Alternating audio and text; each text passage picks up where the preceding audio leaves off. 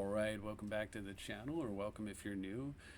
So I'm in the process of moving with my family, and so my life is at a big standstill. And I thought, well, what a perfect time to bring up the revisit the Legacy Standstill deck. And I actually got some games in before the new year began, and Happy New Year to you all. If this is the first video on my channel you're watching in 2025. But I went ahead and played it, and it felt really good. And the main reason that I was interested in playing this particularly was the printing of a few cards. One of them is Tamiyo, is a super interesting, super powerful card in Legacy. I really opt for any brainstorm deck I'm playing. I want to run, for me, I feel satisfied running 2 Tamiyos. The reason I like 2 is that you can have one flipped on board and one face up on board, and you're still totally fine. Just don't flip the one on board unless you plan to replace one or the other. But this way you never draw like a third and then have to force with it, and then they kill one and you wish you had it, or you just don't have to deal with any of that. So you just run 2 and you're good, as long, like I said, as long as you don't necessarily flip them both. But hell, if you're flipping 2 Tamiyos, you've drawn 6 extra cards, you're probably winning that game anyway.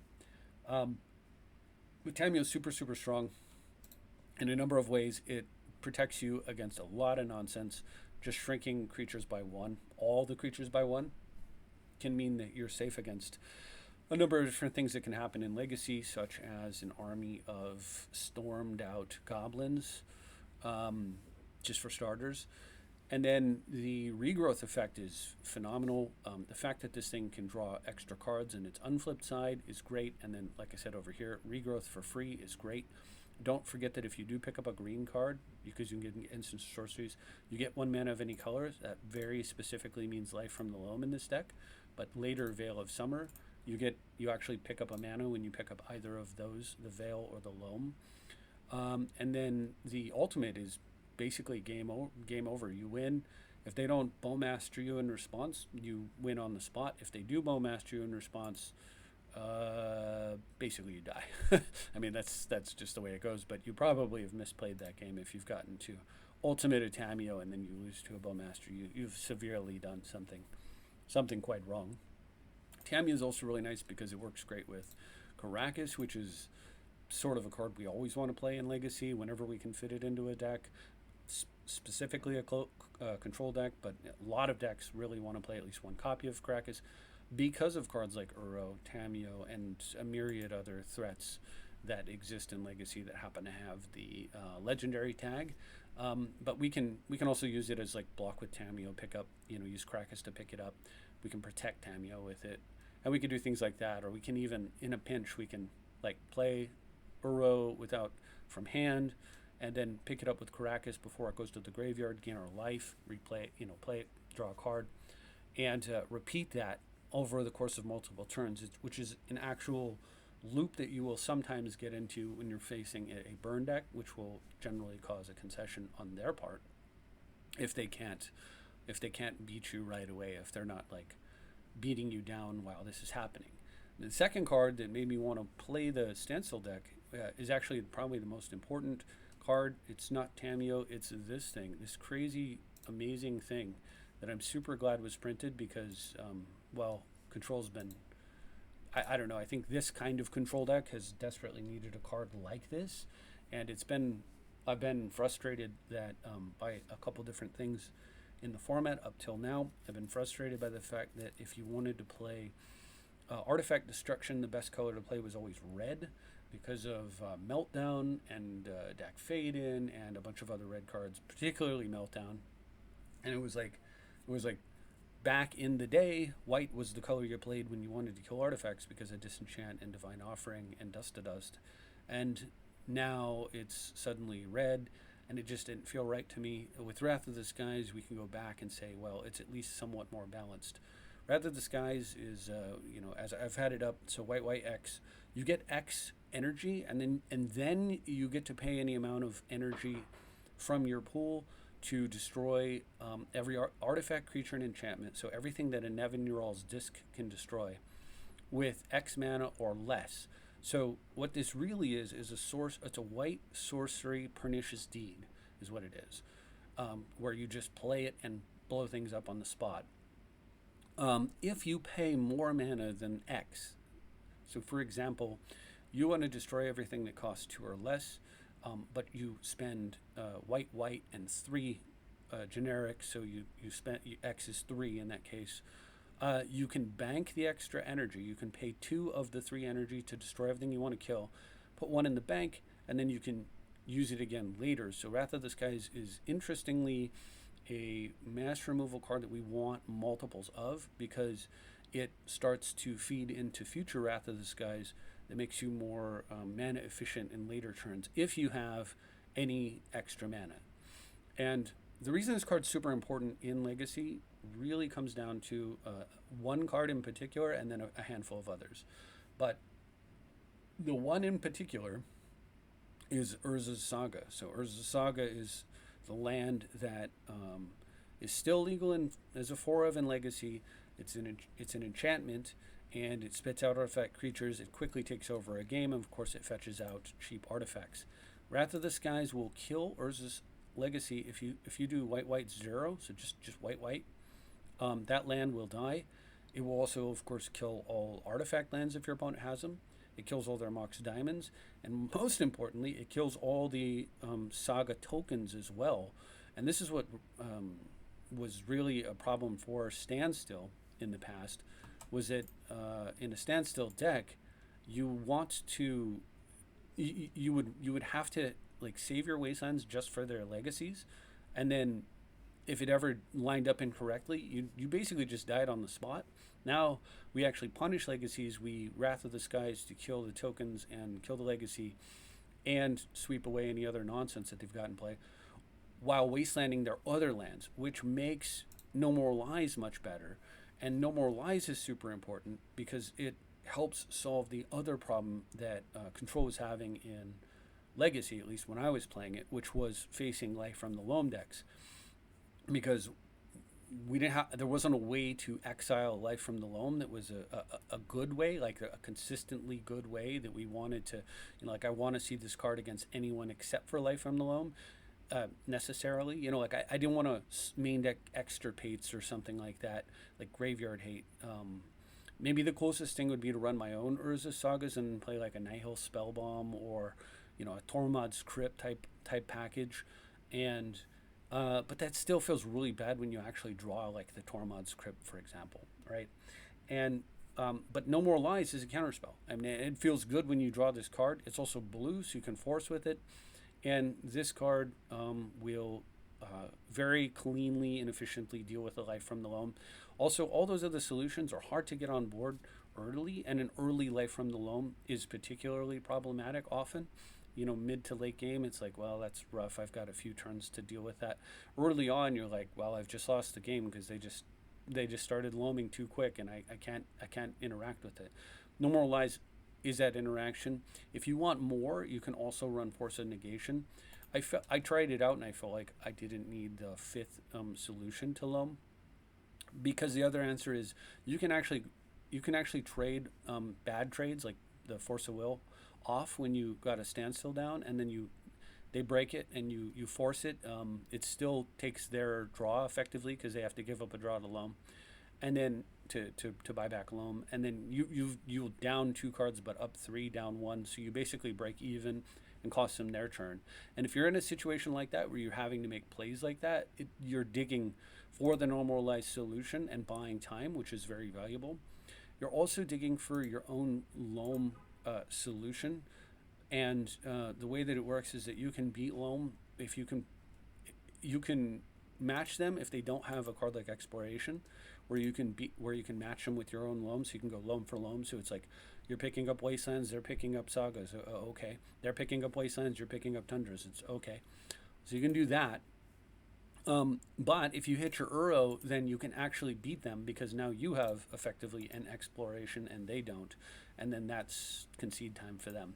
But at any rate, and like I said, against that deck, No More Lies, very, very good, but that deck often would accelerate with Mox Diamonds and run Sagas and get you in a situation where it was just really bad. You do everything you can to deal with those, and then you die to their Merit Leisure 2020. Very hard for that to happen now because of Wrath of the Skies. Wrath of the Skies' ability to sweep away all their Mark Simons, crush all of their Saga tokens, get rid of all their explorations. Literally, a Wrath of the Skies for one will kill all their explorations in one shot. It's just huge. It takes care of their Pithing Needle if they needle Wasteland, which was their other solution. It's just a fantastic, fantastic gift for control. May be interested, and we'll run through the games. You'll see what I'm thinking about this. So when I was building with Wrath of the Skies in mind, one of the things that I thought about was like, okay, how do I? What I want to do is I want to play a card that's going to sweep the board. So I'm playing Standstill, which has a symmetrical effect, right? It punishes both players for casting. So how do I beat Standstill? So I have my 6 cards to do that. Now I'm playing Wrath of the Skies, which also has a symmetrical effect. So how do I beat that? Well, and the answer I came up with was to play cards that either have already produced cards, so when they die, I can live with it, or better yet, they just don't die. So my initial version of this ran 4 Mishra's Factories over Timeless Dragons. I just had literally ran 26 lands, and then I just had the 4 factories here, and factories pressure planeswalkers. Factories don't die to Wrath of the Skies as long as you haven't animated them, and it was quite good actually. And I think maybe some of our games may still show factories, but I was having an issue because I was running 8 colorless lands in my. It's a 2-color plus splash green, deck. Often you'll even sideboard these out. Technically, it's a 4-color deck because of Ashok, but again, we're not counting a card that we can cast with just blue. But at any rate, I was running into an issue where I would just have color problems, inconsistencies early game. So then I started thinking about running like Lorien Revealed, and that's a great card because you can force with it, but you don't necessarily need to be casting a 5-mana draw 3 when you've got 2-mana draw 3s and Jace and all this other stuff. So I was trying to come up with a solution that I realized that Dragon was it. And so I played with the Dragon. I really liked the Dragon. I thought, this is awesome. It's fixing my mana. And at the time I had, I think, 2 dragons, no typhoons, just 2 dragons, no typhoons. These other 2 dragons were gone, and I had the 4 Mishras, and I thought, man, every time I draw a dragon early, right, my hand is just so much better. It works great with Brainstorm. It gave me an early blocker, like a meaningful like threat. I have to invest in it one time, not multiple times like I did with the factories. I just really liked seeing this card in my hand. I was always happier when this was in my opening hand. And I realized, why don't I increase the dragon count? And then when I was looking at how to do it, I decided the factories was the way to go. So I pulled the factories, up the dragon count, and then I had 2 more open slots. And I said, and then I played some games with 4, and then I don't remember what these other 2 cards were, but I kept thinking, man, I really wish I had like 6 dragons. I want more dragons, right? But I couldn't. There's only 4 you can play, and I initially tried Decree. I tried Decree of Justice, and I tried the old Eternal Dragon. I'm not gonna bring it up. It doesn't matter. Bottom line, I wasn't as thrilled with those. I also didn't like the fact that I was adding so many non-blue cards. It's a Force of Will deck, so I want as many blue cards as I can fit in here. And then I remembered Shark Typhoon, and this seems to do the trick. It doesn't give me a guaranteed land drop, but then again, I've got 4 guaranteed land drops, so maybe I want non-land drops sometimes too, so the Shark Typhoon does a good job with that. It's forceable. It just kind of fit the bill for everything I was looking for. As far as Planeswalkers go, they can be a problem, so that is a question mark that I have. I do not know how much of a problem, and so for now, I'm comfortable with where I'm at. But it's possible that running some number of Mishra's Factories in addition to what I've already have may be correct. It's possible that we tune this. We say take out, I don't know, Dress Down and a couple Typhoons and something, and we run more factories to pressure early Planeswalkers, or maybe not. I am unsure. Time will tell. But for now, it feels really good with this configuration. I've been very pleased with it. Now, unfortunately, the tokens from Typhoon and the Dragon token, they don't have a casting cost. So it's very strange when you eternalize a Timeless Dragon, the token shows up with a casting cost of 5. So I was under the impression that Wrath of the Skies would not kill my Timeless Dragon, provided I kept it under 5, because the token actually gets a casting cost, which was strange, but I went with it, because I haven't played with Eternalize specifically. I knew that the Typhoon Sharks don't have a casting cost, but I wasn't sure about that. And then when Wrath of the Skysing, I believe at one point I have like 2 dragons out and I kill both of my dragons in a particular game. If it comes up, it comes up. I still won that game, but it's something to keep in mind that can happen. The other thing with Wrath of the Skies is you can kill your unflipped Tamiyo or Uro, so keep that in mind as well. But in general, it's barely affecting us, typically affecting our opponent quite a bit.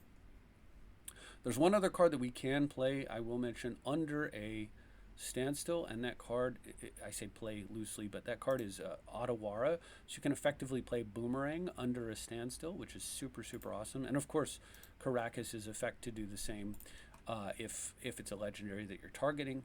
So what that means is you can, like I said, you can play a Standstill where your opponent has a threat. You can later block it with Timeless Dragon or Shark Typhoon and force them to deal with it. But you can also, if that threat is like not a creature, for example, you can still play and then Otawara that thing back into their hand. Otawara is also extremely good with Life from the Loam. It's a card that we don't actually like to play very much. We almost want to like just move it into the like Boomerang category over here. But it is a land, so I leave it there, and occasionally you do play it. But it's just an excellent card, particularly in a Loam deck. And Otawara will get cheaper if you have a legendary in play. So the 4-mana Boomerang effect will get cheaper if you have a legendary creature in play specifically. Each legendary creature. What that means is that if you have an Uro, or for all intents and purposes, if you have an Uro or a Tamiyo unflipped, you can make this thing as cheap as 2 mana, although generally, again, if you have that in play, you've probably won the game already. So, there's that.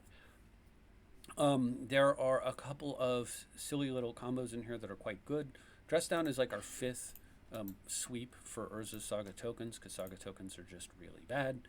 It also has various uses in various games. It cycles essentially for 2 mana, since it's 2 mana to draw a card, just like a Shark Typhoon, and of course you can force with it. Plus, there's the combo of it's not perfect, but it's quite good. At the end of their turn, you play Dress Down. It stays in play till the end of your turn, because it sacks at the beginning of the end step, not at the end of the end step. So after their beginning of end step is over, you play the Dress Down. Then on your turn, so that's turn 2. Turn 3, you play a land, you cast Uro. It just comes into play as a 6/6 with no abilities. At the end of your turn, Dress Down dies. Uro stays in play because he only checks the escape clause when basically when you cast him, and he comes into play. So he's already in play, so he doesn't check. And you shaded out a turn 3 Uro, and that can be particularly if you're facing like a deck like a red deck, that can just be GG on the spot. You just go land, plow their play, land, Dress Down, land, Uro. That's it. Game's over. A lot of times they don't have a solution to that. It's not the game plan. We're not running multiples of any of this, but it can come up, and it's quite nice when it does. So just keep that in mind. What else? So I have. We talked about the Loam Loop. We talked about Tamiyo. Keep in mind you can flip a Tamiyo as an instant. When you draw your 3rd card in a turn, it's a little funky, so you can.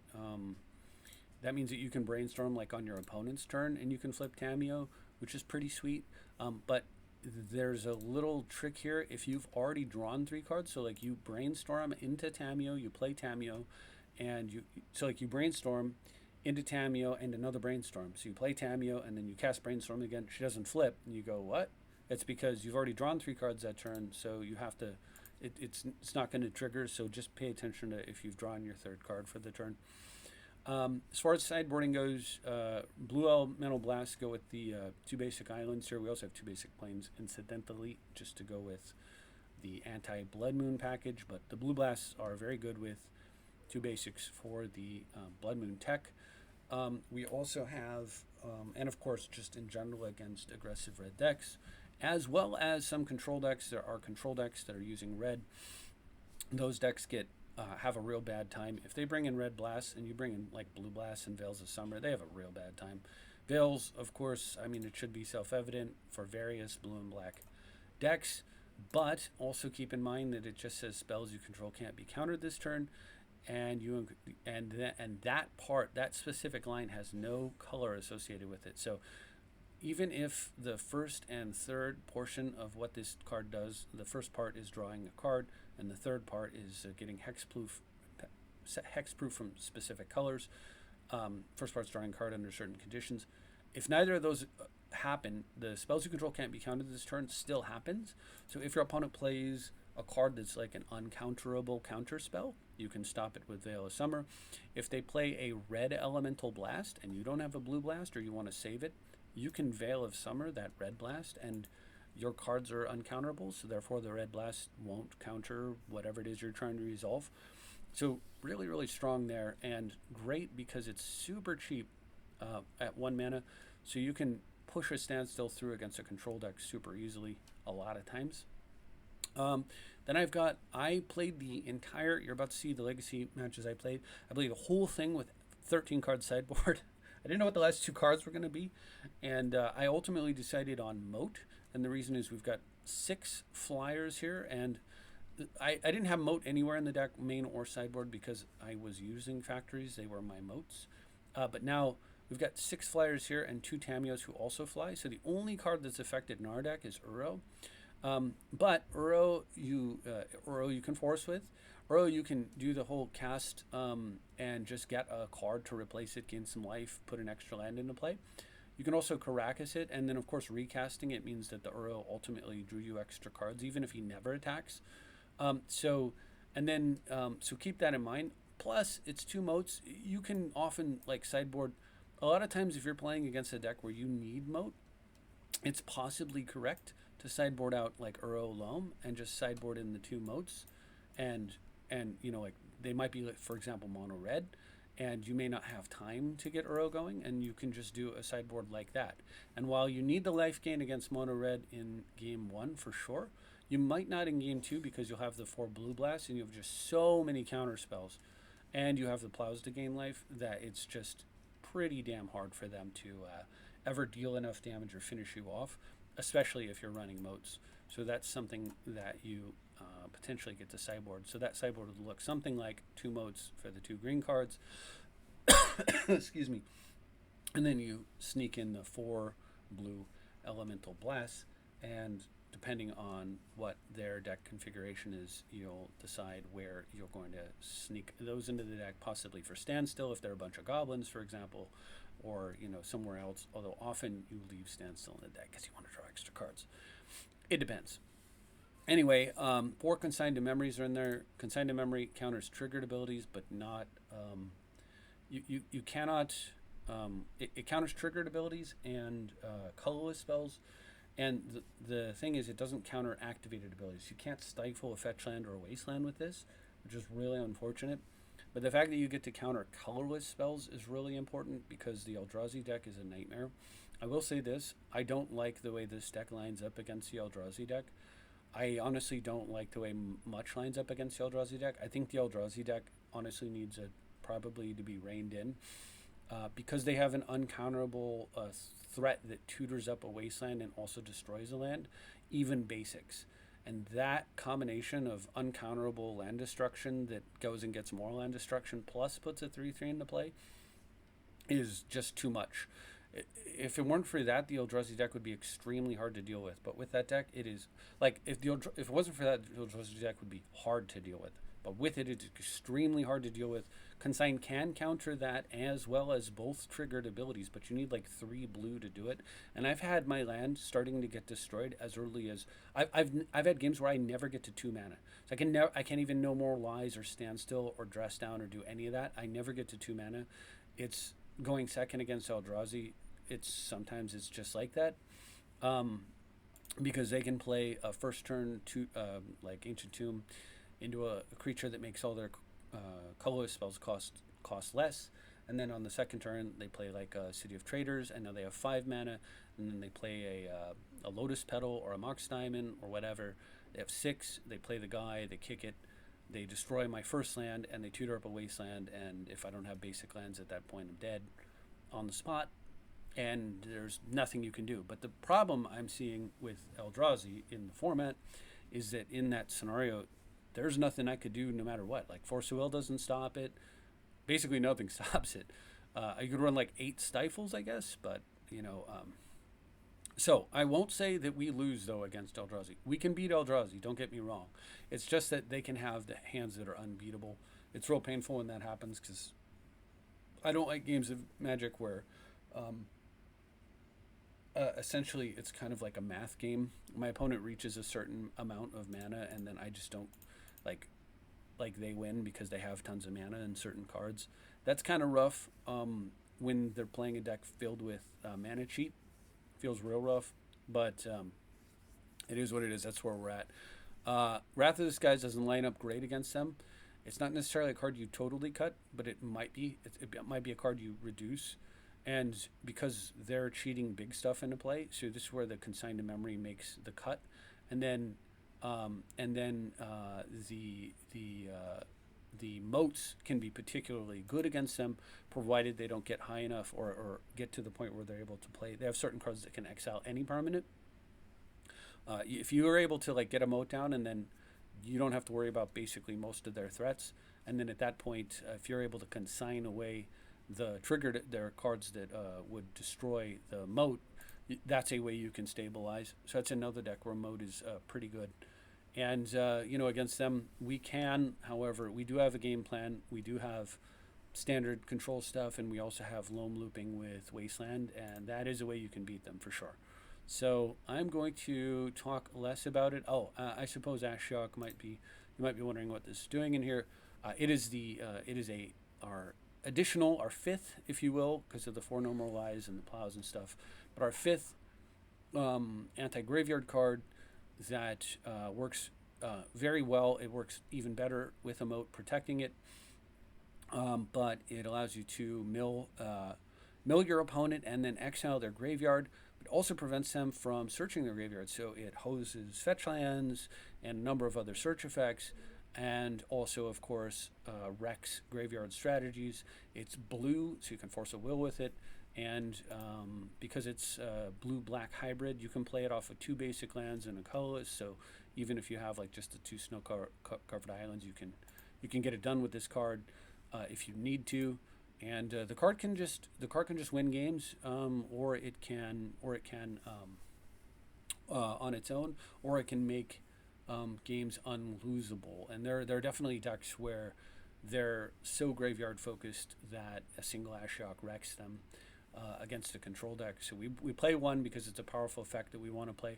Typically, again, Uro is a concession to what we need to do in the main deck, but a single Uro for Ashiok swap will often be correct against a deck like that, or a dress down for Ashiok might be correct, because frequently the decks where you need Ashiok, you may not, it's either the case, if they're Reanimator, you don't necessarily need the Uro, but you'd like to keep the dress down.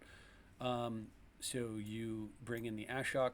If they're like some sort of graveyard-based deck, you might like to not keep the dress down, but you might keep the Uro, so you can do the Uro Loam, Wasteland thing, and then you get the Ashiok going. So that's kind of the thinking there.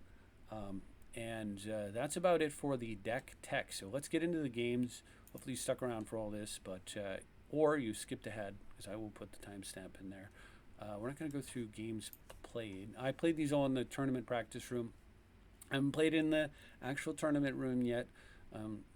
I think that will come. I still kind of want to feel it out a bit, but I will say that the results are very promising in the tournament practice room, in the TP room. So I've set date and time forever. I've set results to all results and format to legacy. So we will just take a look. That's basically what I've been playing anyway recently. And then somewhere in here you can see, like back in the day, but you can see I was playing Psychic Frog actually, and the deck got banned. So on the 28th, that was the other reason I got moved over to Standstill. I need to replace my 2-drop card drawing machine. So I started Standstill up here on the 28th. You can see like some mixed results, fairly positive, like a couple wins and a loss, win, loss, win, loss. Like not good enough to make a video, I would say. I redid the configuration, And then I moved into the 29th. Started out with a loss, which was not a good start, although it was a 1-2 loss, and then started picking up wins, a couple wins, a loss, and then win, loss, loss. Okay, and then roughly around that 2 o'clock p.m. time, and then I spent about 45 minutes taking what I learned and adjusting. I mean, and again, I finished this with I played most of this with a 13 card sideboard. I didn't even have moat basically from majority of these games. Maybe all of them, actually, now that I think about it. So I redid, and 45 minutes later, went after it again, and you see now win, tie, win, then a loss, win. So that's what I'm going to start with, is the reconfiguration going from 203 to 247. If we do see any differences between the current build and this, other than the sideboard, well, I mean, I'll point out the sideboard, but I'll point out any other differences as well. You can see there was a slight retool as well. I honestly, maybe even leave that one out, because from 247 to 316, like basically that whole hour I was redoing. So we can potentially drop that win, but I guess we'll start with it and talk about whatever changes occurred. I believe these older ones, these starting that day, I had factories in the deck. So that may be the adjustment, was that switching from factories to dragons and just picking up the consistency of what happens when we play with Eternal Dragon for a mana base. Yeah, let's go ahead and get started. So I was trying to bring up whatever his... all right, so I'm going to lead off with Savannah. I mind the least if this land gets wastelanded, given my hand. So, and then my opponent has a Eternal and Wooded Foothills, no play. Great. So I can play a Tundra. Now I've got 2 counter spells up. No more lies. By the way, having just access to a counter spell has been super, super good. Up the Beanstalk comes down and gets exiled. Thank you. We don't want to see that. And then I followed up with Narset. I probably could have left up the Beanstalk there. I'm going to go ahead and Narset into a Standstill, and probably should have. But my opponent plays Fury on Narset. I let it go into a Sylvan Library, and I'm really hoping I draw a land here that comes into play untapped. I do, thankfully, so we're going to go ahead and clear that library with the Wrath of the Skies. I would say in hindsight, I don't think I agree necessarily with the choices that I made as being the optimal choices in this specific game, but you know, it worked out for me. But all right, Fable comes down. This is, you can see, like, it'd be really nice to be able to Wrath of the Skies, Fable, and the token. So I'm going to play a land here and pass. I've got enough mana to do all that next turn. Would be really optimal is to we no more lies whatever my opponent's play is this turn, clear their board, or leave, let them have it, and then clear their board. And then force with a blue card, slam a Standstill, kind of a deal. That's what we're looking at trying to do. The land here was real nice because it allows me to wasteland. So I'm actually unsure what I'm facing here. So I go ahead and waste them first just to see if they had a... I didn't know what kind of play they might have in response. They have a Bowmasters, so I'm going to force that. And so at the end of this whole thing, they're down to just 2 cards. They bolt me 2 lands, right? And I run out of Standstill, and they sneak out of Bowmasters. Yuck. They can actually proc the Bowmasters by casting a spell and forcing the Standstill on me, even if I don't want to do it. It's not a choice. So I may die to Bowmasters here. I really don't remember how this game goes or what my configuration was like. But top decking a Brainstorm to go with my Standstill with the Bowmasters in play is not the best. Like I said, I really don't love the way that I played this game out, but you know, we'll see how it goes. All right, so they hit me for a couple more points of damage. Draw Wasteland. Let's attack a color. Let's get them off some mana over there. There's not much else I can do. So I actually don't. Normally I want them to break Standstill, but right now I don't, because it's fairly lethal with the Bowmasters in play. Oh yeah, so this was the factory version. So now I at least have a blocker for either Bowmasters or the token, until they break Standstill, that is. And they do, with a Punishing Fire. So I draw 3 cards, and yeah, it's not looking too good here. I'm in chump block mode for the Orcish army at this point. I'm at 2 against a Punishing Fire deck. I get chain lightninged out and I die. So go back. We're gonna play games 2 and 3. As I said, yeah, this was pre-change. I was wondering what that time jump was. So this is pre-configuration. You can kind of get an idea of the factories getting cut. And here I've got a great draw. It's not perfect because I have to lead with Sanctuary and rather start with Plow up. But I can get Standstill down under Bowmasters. Excuse me. Which is really huge. Even if he plays the Bowmasters now, I'm going to get the cards first. All right, so they just get an Up the Beanstalk instead, I guess, to go. It's an interesting deck anyway, but I'm going to counter that with Narset. And even though my opponent's playing the kind of deck that can probably bolt Narset to death, I'm going to get my card now. Because if they're playing Red Elemental Blast, I'd be pretty stupid if I didn't. All right, so they Needle Bite Trap me, which is interesting. I'm just going to deploy Tamiyo and sit for a minute. I've got Plow, Veil, and Blast up. So I do want to get Standstill down, but I'm okay for now. And Tamiyo's protected by Caracas. Another, I fetch in before my turn starts because I knew I didn't want my top card. Attack with Tamiyo, and then I believe my top card is exactly the card I didn't want, so kind of ironic. The Punishing Fire face, which is interesting. I'm okay with that. And then they go for Punishing Fire again. I'm still okay with that. I'm going to connect with Tamiyo, and now's a good time to play a Standstill. Opponent plays a Sickening Shoal, and in response, I play a Veil of Summer. So while they do draw a card from Up the Beanstalk, they Fire Blast response, and I Blue Blast the Fire Blast. So basically, they drew a card off Shoal and Fire Blast, but they lost lands, didn't kill Tamiyo, and there's a Standstill in play. It's pretty bad news for them. They get to cheat out a Gurmag Angler, and and Tamiyo transforms, which is the other super sweet aspect of running Tamiyo in a Standstill deck.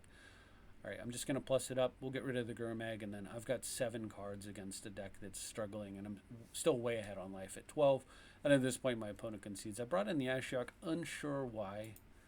What was I thinking? Oh, it's because of the Punishing Fires.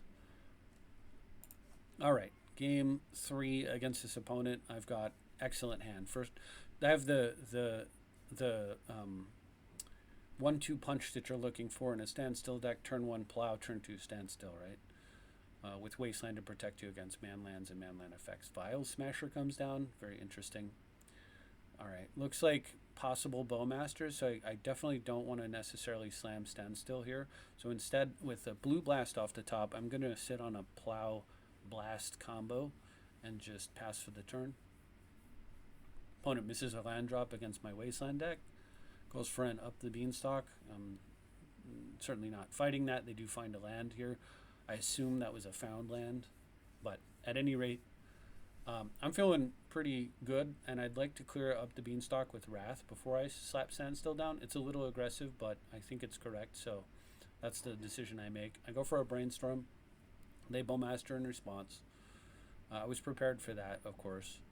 So we're going to just take the damage. This is something you don't normally do against Bowmasters. So I take 3 damage from my Brainstorm, and then I shuffle away the second Standstill, and then I clear the Bowmasters, the token, and Up the Beanstalk with a single card. This is such a gift for control, as I was saying before. Now my opponent's in a pretty rough spot. They do get a Sylvan down, which is pretty bad, and I rip Narset off the top.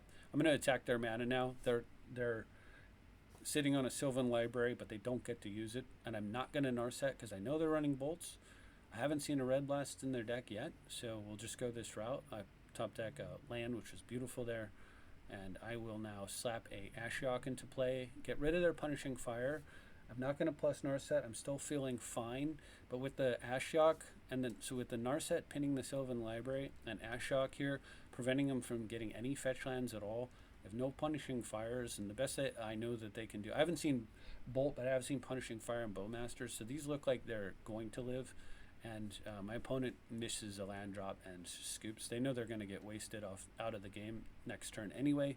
And of course, once that land is gone, then I will Narset dig I will then stand still. Now, if you notice, I use Ashiok once to nuke their punishing fire, but if they miss a land drop, I'm not gonna keep hitting them with Ashiok. I'm gonna wait, and the reason is I don't want to give them looks at new cards with Sylvan Library if they weren't to hit their land.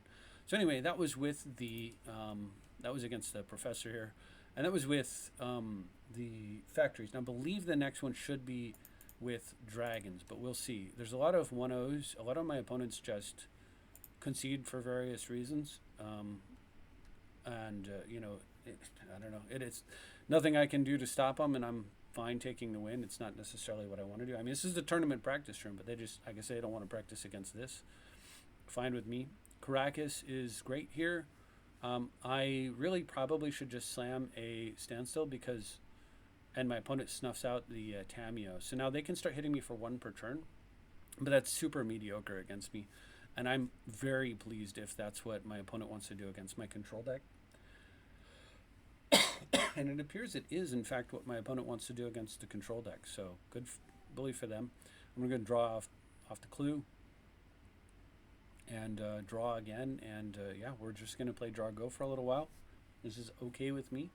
I could theoretically break standstill at the end of their turn when they have 7 cards, and then they draw 7 and discard 7, but it's fine. Opponent activates Lair of the Hydra. This is a bit more pressure. I mean, a 3/3, it's a lot.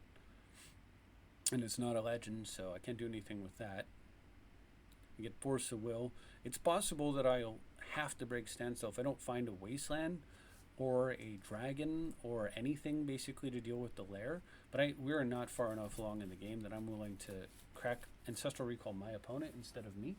We're not far enough along that I feel that desperate. So I'm just going to hit land drops and be patient for a bit longer. I will say, however, so my opponent has 8 cards now. So now if I break it, like they'll have, if I break it during their end step, they'll have to discard 4. That is not bad. And so now is the time I'm going to go ahead and do it. I'm going to plow and take away their mana and then brainstorm. Oh yeah, I still had factories here. Plow away more mana. We're going to shuffle away cards I don't want. I do still want those. I'm going to waste them down again. And so while the standstill did, theoretically gave them 4 cards and did not give me 4 cards, what it actually gave me was a ton of time my opponent wasn't doing anything and set up the kill all your mana play and take control of this game. So they have more cards than me in hand, but I have more cards than them in play, and including a card drawing. Excuse me. With the Narset, it's a modest card drawer, but it just means that my opponent is way behind, right? All right, so we're just gonna fetch here, Mystic Sanctuary, what is it? Plow? Did I decide to get, or a brainstorm? I decided a plow, but I end up looting into standstill. So yeah, I end up Narsetting into standstill. Excuse me. Taking a drink to clear my throat, and my opponent scoops it up. So funny enough, I used standstill for tempo, still beat the opponent, and they wanted nothing to do with me, but quite a nice result that game against TBAT Propaganda. So the next was against Weekends, another one game gamer. So we'll see how this goes, but yeah, I don't know what happened there. Sorry, guys. All right, Amadeus Pro. Some of these wins, I guess, don't count or barely count, but not a lot I can do against that. All right. This opponent actually does play me. I have a keepable hand, slightly risky, feels good going second. My opponent, personal tutors for Doomsday. Not great. I'm going to pause here. So this is a calculated decision. I'm going to probably try to force Doomsday, because Doomsday is an easy way to lose. But if I lose the Force of Will battle, if it appears I'm going to lose, I'm going to brainstorm and try to win. I'm going to try to find a second Force of Will. So I'm not going to play Tameo here, despite the fact that almost any other opponent I would have first turned a Tameo, because it's so critical that I counter their Doomsday that I'm going to keep the very low chance that I might find another Force of Will to make sure that I counter it, if that's what happens, if that's indeed what happens. And they go for it right away. So I'm going to try to force with Shark Typhoon, and lucky for me, it sticks. So with that in mind, I'm going to go ahead and possibly brainstorm lock myself, but I need to dig, and we'll see what we can find. I find one more land and No More Lies. That's excellent. So the question is whether or not I should play No More Lies or Tameo, and because it's unlikely that my opponent's going to have another Ritual in Doomsday, they tutored for that one after all, I immediately flip Tameo and plus it and pass using Brainstorm. Still running the factories in this version. Yeah. Like, look how much happier. Factory's fine, but look how much happier I'd be if it was a Cycling Dragon, right? All right, so my opponent does nothing, so boop, I'm going to grab Force of Will and just put him in an unwinnable spot. We're going to slam Tameo here. I can cycle his Street Wraith, that's fine. I'm just plussing Tameo for now. I'll minus it to get a card in a bit. But, yeah. They're in a situation where every other turn I'm just going to Force of Will and then pick up Force of Will with Tameo over and over. Every couple turns, like, they can't really run me out of counter magic because of infinite regrowth here. And if they don't do anything, I get to draw my whole deck and then they die. They can't win any Force of Will battles with Teferi in play. It's basically hopeless, even with the No More Lies. Even with them not being aware of the fact that I have a hard counter, like I have an additional counter in the form of No More Lies. All right, so game 2, we get going. And my opponent has first turn personal tutor for Doomsday. Yeah. And I've got Tropical Island, so we will. I will try to force not using Brainstorm just in case they're running Daze. Could be something that happens. They Cabal Ritual here, and of course I'm going to try to force. It sticks again. I force with Narset, even though I love Narset against them, because I'm looking for. Hold on, pausing. I force with Narset because I want the Brainstorm once again in case I have to if they somehow add some kind of counter back. I mean, this right here told me that they might have the card that I'm sideboarding, the green card. They might have like they could have a red elemental blast or the green card that makes their spells uncounterable. And if that happened, I wanted to Brainstorm in response and try to find another force. Here, I could go for a Standstill against a mostly empty hand, but I could also see myself just losing the game. And I'm not really under any pressure. I can No More Lies the next meaningful play, and then in 2 turns I can Standstill anyway. So let's just do that. I would like to Brainstorm too if I can do it before I stand still. All right, so they're totally out of gas, but they can't Doomsday with and hide from my No More Lies. So I had brought in Consign. I do not know what the reasoning was. Oh, it was for I brought in Consign for Thassa's Oracle. I slam Ashok and my opponent does not Delta in response, and I exile their graveyard, which takes out, which makes Cabal Ritual quite a bit weaker if they happen to draw it, and also happens to hit their Thassa. If this is the only Thassa, Veil of Summer was the card I was trying to remember earlier. If Thassa's the only copy, then they basically can't win. But I think what actually happens here is my opponent sacks Delta, not realizing the Ashok has other text, and then Shame concedes when they can't fetch up any land. I mean, if they drew Doomsday here and cast it, it's bad news, but I actually have an incredibly defensive, really strong hand. I don't think that an empty hand like a Doomsday here, I don't even think that they could win. They'd be left with just 2 mana. They could set up some kind of, assuming they have another Thassa, they could set some kind of triple Street Wraith thing going and try to get into, doing it that way. But remember, they can't search their library. So if they were to Doomsday, search your library, so they can't.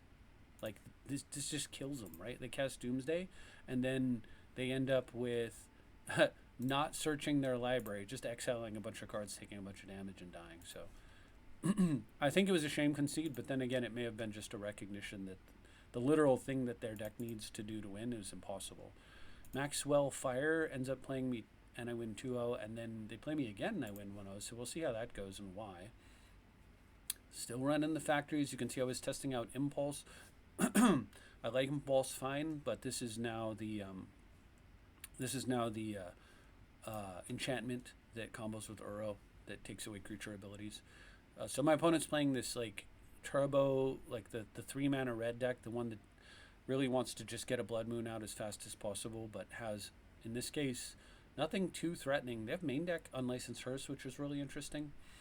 They're setting up a Painter's Servant. I let them have it, which is definitely risky because now if they have Red Elemental Bless, and they usually main deck them, in fact, they always do, they can blast. Here I'm going to try to get No More Lies, despite the fact that it's somewhat weak against, first, Telegraphed, and secondly, the amount of mana that my opponent has. I'm trying to be careful not to put too many cards in the graveyard, because Hearse will get too big and just be able to beat me down. But the plan here is eventually we want to blow up the Hearse and get the Painter's Servant off the board is the main thing. I'm going to brainstorm. I'm trying to bait them if they have, if they do in fact have what I suspect, which is Red Elemental Blast, because I can currently Red Blast anything, including my lands.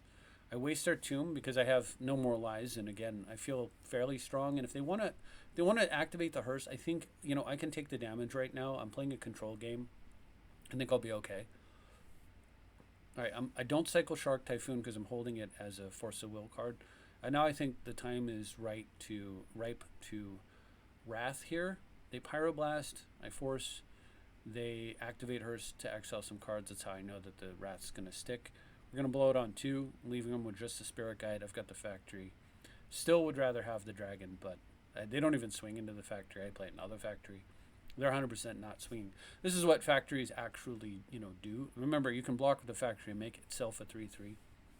They play a threat that I absolutely need to deal with, but I have a plan for that, of course. So I will just play Tamiyo and relax for a minute. Part of the reason that I'm not dealing with it is just because of the fact that they don't have any artifacts. So I need to deal with it, but I don't necessarily just die to it. Here my opponent makes an absolutely baffling decision. But yeah, I'm going to block here and block. I don't think they understand how factories work, but that's a 4/4 factory in response to their bolt. I don't mind trading a land for a Goblin Welder. I'm good with it. Of course, if it was the dragon, I wouldn't have had to trade. I would have cycled, got a land, and put a dragon into play. You know, wrath away this board and then put a dragon into play. But you know, whatever. All right, game 2. I'm pointing this out because I'm very convinced that the dragon is just super, super good. My opponent does not have the insane start that the red deck really kind of banks on to beat this decks like mine.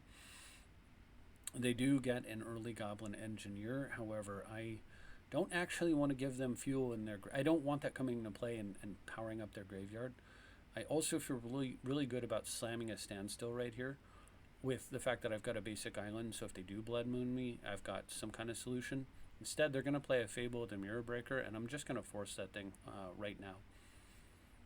All right, so they've got a pretty nasty setup going there, but now you can see. Remember, I did have 2 dragons. I had 4 factories and 2 dragons. And this was one of the games where I'm like, wow, dragon is so good. All right, so they're going to Saga into Servant. I'm going to let the Servant happen. I'm not going to counter something that I can plow. And I'm not going to fight over a Red Blast, again, when I can plow. Am I? Oh, I am going to fight over a Red Blast when I can plow. I actually, I guess because I was worried about the Saga token. And then there's, I had, instead of 2 moats, I had 2 energy fluxes. So I flux here, and my opponent's just totally dead. I fluxed them up pretty bad. There's no, I mean, they can make a guy in response and then search out another artifact, and then this dies, that dies, that dies, everything dies. And the reason I'm not running the fluxes at the moment is because I think that the aggression is more important, given the fact that I can essentially Pernicious Deed the board. And so Maxwell Fire here jumps into another game with me. Do they play it out or just scoop right away? They may have. This happens every once in a while, is where, well, let's see. They mulligan. No, they start playing it out. Mox Opal, Grindstone. They're doing stuff.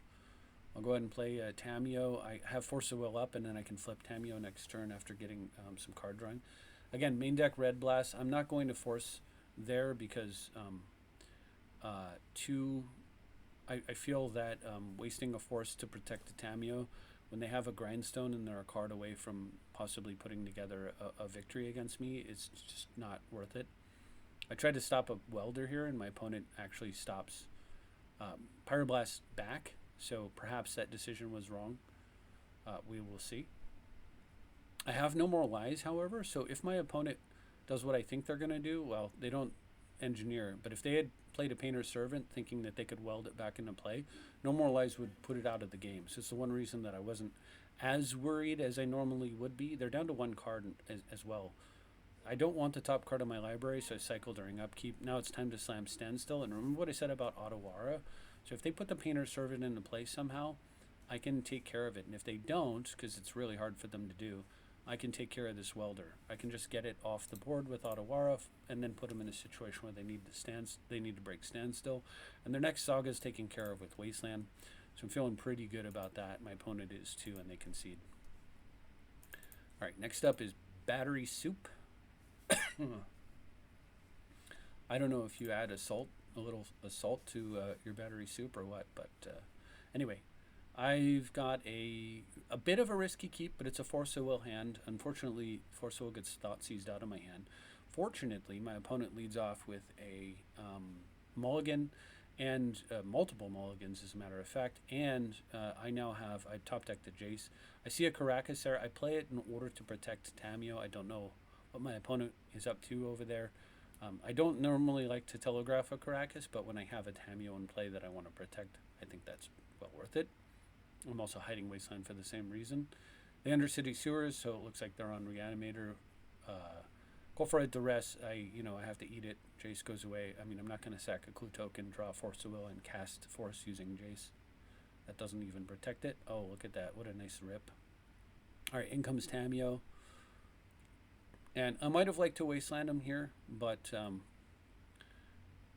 I decide I'm going to stand still with Tamiyo defended by Caracas because they had red up, and I thought they might Lightning Bolt. Opponent ponders into Tamiyo.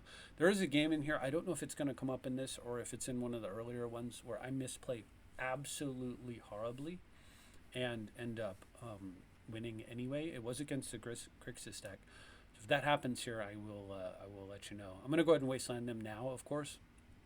Cut off one of their colors plus the Tamiyo pass for the turn. Oh, looking good there. Tamiyo flipped on their turn, incidentally. I'll brainstorm in response to their brainstorm in case of fetch a clue. I'm doing all that because if they do something like land Bowmasters, I want all my card drawing out of the way first. I'll pick up a brainstorm and brainstorm again because I'm digging. I don't like my hand too much, and I do get to turn 2 lands into a brainstorm and a plow. And I go ahead and play a land and Narset, and then I'm going to dig again. I'm looking for Force of Will because I still am not 100% what's going on over there, and discard some excess lands. Opponent Dark Rituals, Cabal Rituals, another Ritual, Lotus Petal, draws half their deck with Abyss, with target player draws half their deck, peers into the Abyss, and then realizes that the Abyss is dumping your hand and casting a 7 casting cost spell when you're not allowed to draw any extra cards. And they shame concede. Alright, and they don't come back. Works for me. Alright, next is Sephir 987, although, I would have been happy to play them in the rest of the games, but that'll do. Alright, and Sephir 987, I get a first turn Tamiyo start threatening to flip next turn, although my opponent's not necessarily aware of that. They run out a ton of mana into a Burgie, into a gamble, discarding a card. They have a red that doesn't empty for the turn, and I've got attack with Tamiyo, make a clue. I can sit on No More Lies, or I can plow Burgie and flip Tamiyo. I decide I'm going to think about what I want to do. So I want to flip Tamiyo now in order to start ticking it up, and I am going to plow that because it's just a mana battery. Let's get it off the board and get more counters on Tamiyo. For their turn, they basically invest the rest of their hand into Shatterskull Smashing on Tamiyo and completely F it up. They should have killed. What should have happened with that Shatterskull Smashing using their last card is that they killed Tamiyo here, and then they lose the game because all they have is a tomb that I strip mine, and I draw a card with clue, and I play a land, I Teferi, and win the game anyway. But what actually happened is somehow they misclicked and did not kill the Tamiyo, and then they, once again, shame concede. This seems to be a thing that happens to me a lot. And we move on to a new match against John Simo. And I have a mulligan hand. I wasn't quite happy with 6 lands and a loam against an unknown opponent. My opponent leads with Goblin Lackey. Fortunately, I am lucky in the sense that I've got a plow to deal with it, and I don't have to force it. So the Lackey's gone, and I don't get Wastelanded, which is the other lucky thing. Go for a creature that makes additional creatures. So I decided to force with that. I exile Brainstorm, because Impulse is going to dig me deeper, and I've got 2 No More Lies. I'm worried about being Wastelanded here. I go ahead and counter the Aether Vial that follows for their turn, and they have no other play, which is really nice. And I hit a land, which is really nice, because hitting land is really what Control wants to be doing most of the time. They go for a Goblin Matron, searching up a Bombardiers. I let it happen because I'd very much like to Impulse, and I'd like to find myself a Standstill, as a 1/1 Matron is not good enough. Instead, I Impulse into a Wasteland.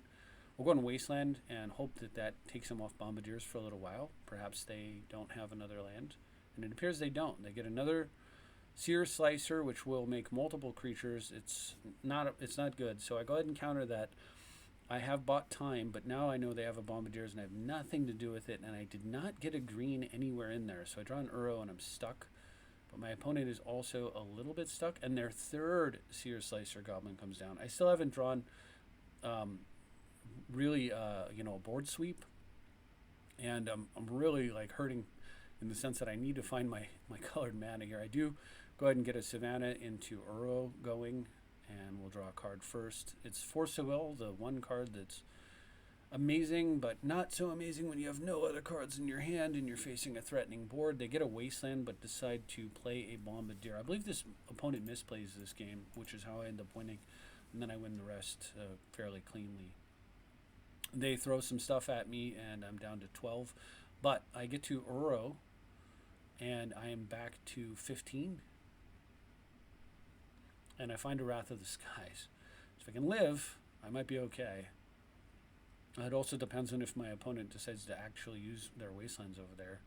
Opponent gets another Matron, uses the Matron to get another Bombardier, and then decides not.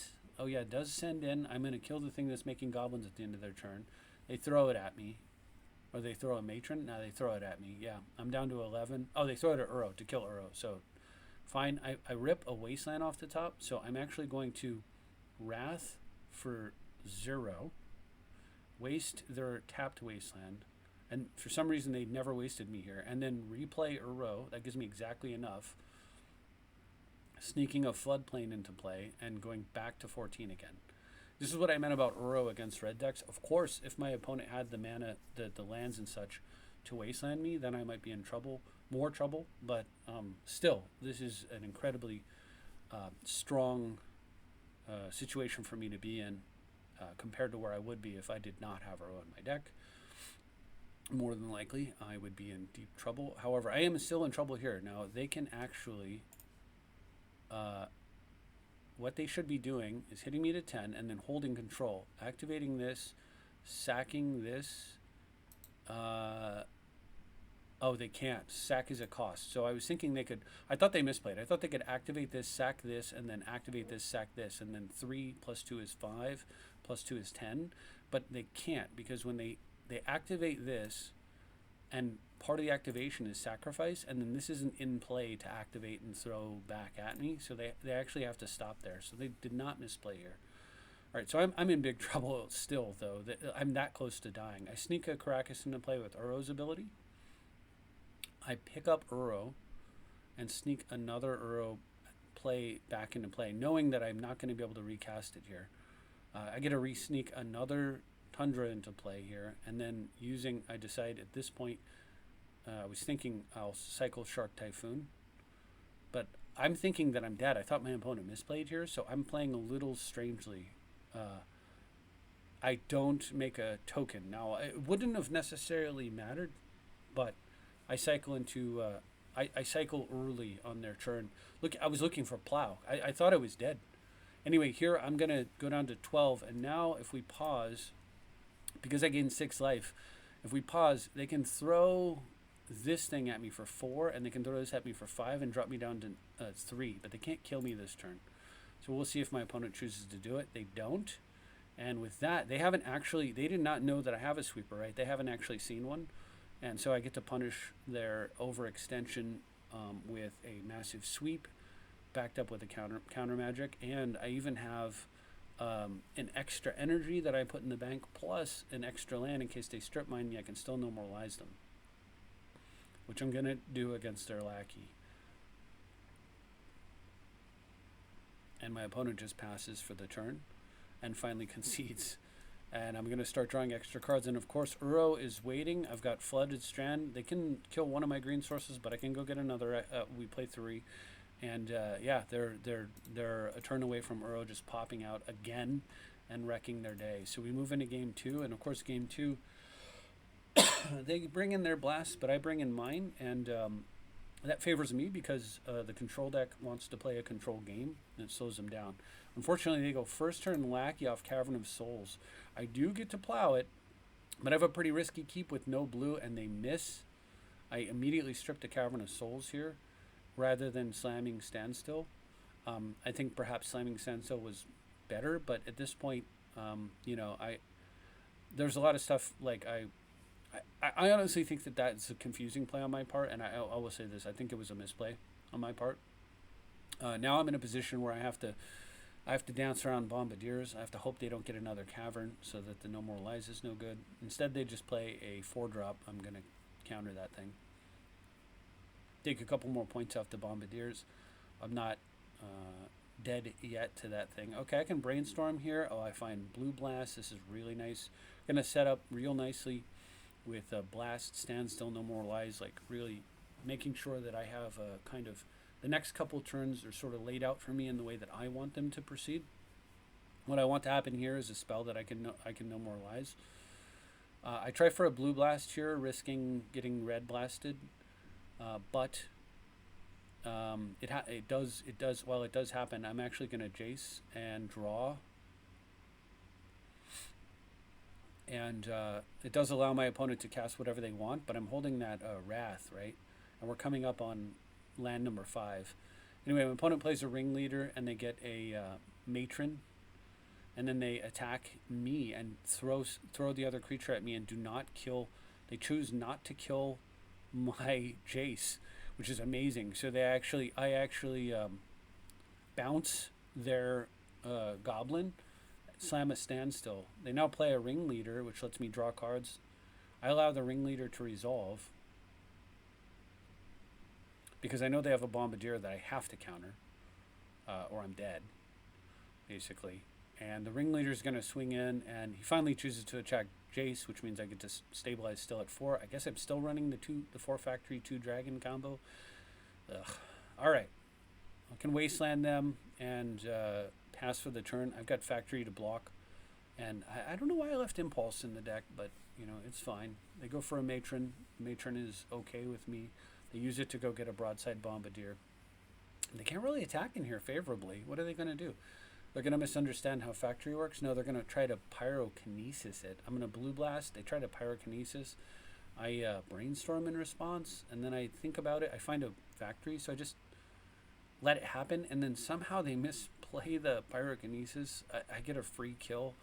I'm not really sure what's going on with my opponents here in this tournament practice room, but they're really like screwing up a lot. Sorry, guys, I fellas, or you know, ladies and gentlemen, I can't really do a lot about that. They do play a Sear Slicer Goblin, but remember we knew there was a Broadside Bombardier, and I decided I'm going to hard counter that, which means I am going to eat a point of damage and get within bolt range, but they also get a free token here. But that's much less of a threat at the moment. I'm going to wasteland them again. Probably could have cut off one of their colors, but with them being at 6, Ancient Tomb's a lot weaker. Probably would have been good to cut off like black or green, but I decided instead that I'm going to clear their board and bank some extra energy. We'll put 1 in the bank. Even a Bombardier isn't lethal here. A Bolt, of course, is, but doesn't come up too often. And you know, you see cards like Pyrokinesis exiling goblins, but instead it's Pashik Mons. I've don't know exactly what that card does, besides go to the graveyard, but that's what it's going to do here. And I can do it fairly cheaply and leave a factory up. And finally, my opponent just concedes. The problem with that is that they're going to ping me with that Pashik Mons. Oh, yeah, it pings you whenever a goblin dies. So they ping me down to 2. But then they have 2 seconds left on their clock and they die. So I hate to win that way, but I mean, I don't know that I was necessarily gonna win, but I did have impulse for a plow or a red blast. I still had a bunch of blasts, a couple blasts left in the deck. I have triple factory. It's gonna be real hard to like push through for damage. Their best out here would have been another bombardier because I can't block with a single factory. But if they don't win right away, the impulse probably digs me into a game win anyway. It's just clocked out. Next is Butter Zaitin. It's 1-1, and I'm not sure what happens here. I believe I may be the one timing out in this one from a winning position, but we'll see. Now here come the Eldrazi, the March of the Eldrazi. Colorless spells are cheaper. I'm going to sit on turn 1 plow, and I don't plow that right away. I'm still waiting to decide. And then they play this thing that whenever they play a colorless card, they get a Eldrazi and they ping. Just utterly insane. So I'm going to plow that thing before they get more rewards. Just a little too fast for... Now this thing unfortunately also acts as a crusade for colorless. So the Eldrazi spawn is a threat. And then right here, my opponent breaks Standstill with a Sowing Mica spawn. Even if I force this, they still get a 3/3. They go get a Wasteland. And, like, look at this. What am I supposed to do? See, look, I'll force a Will It. It literally doesn't matter. The game's totally over, right? I'm super, super, super dead. Like, what am I supposed to do here? This is kind of what I was talking about with the Mica spawn. Yeah, another Flesh Raker. Just kind of doesn't matter. And I go ahead and just scoop it up. There's no winning that one. So sideboard.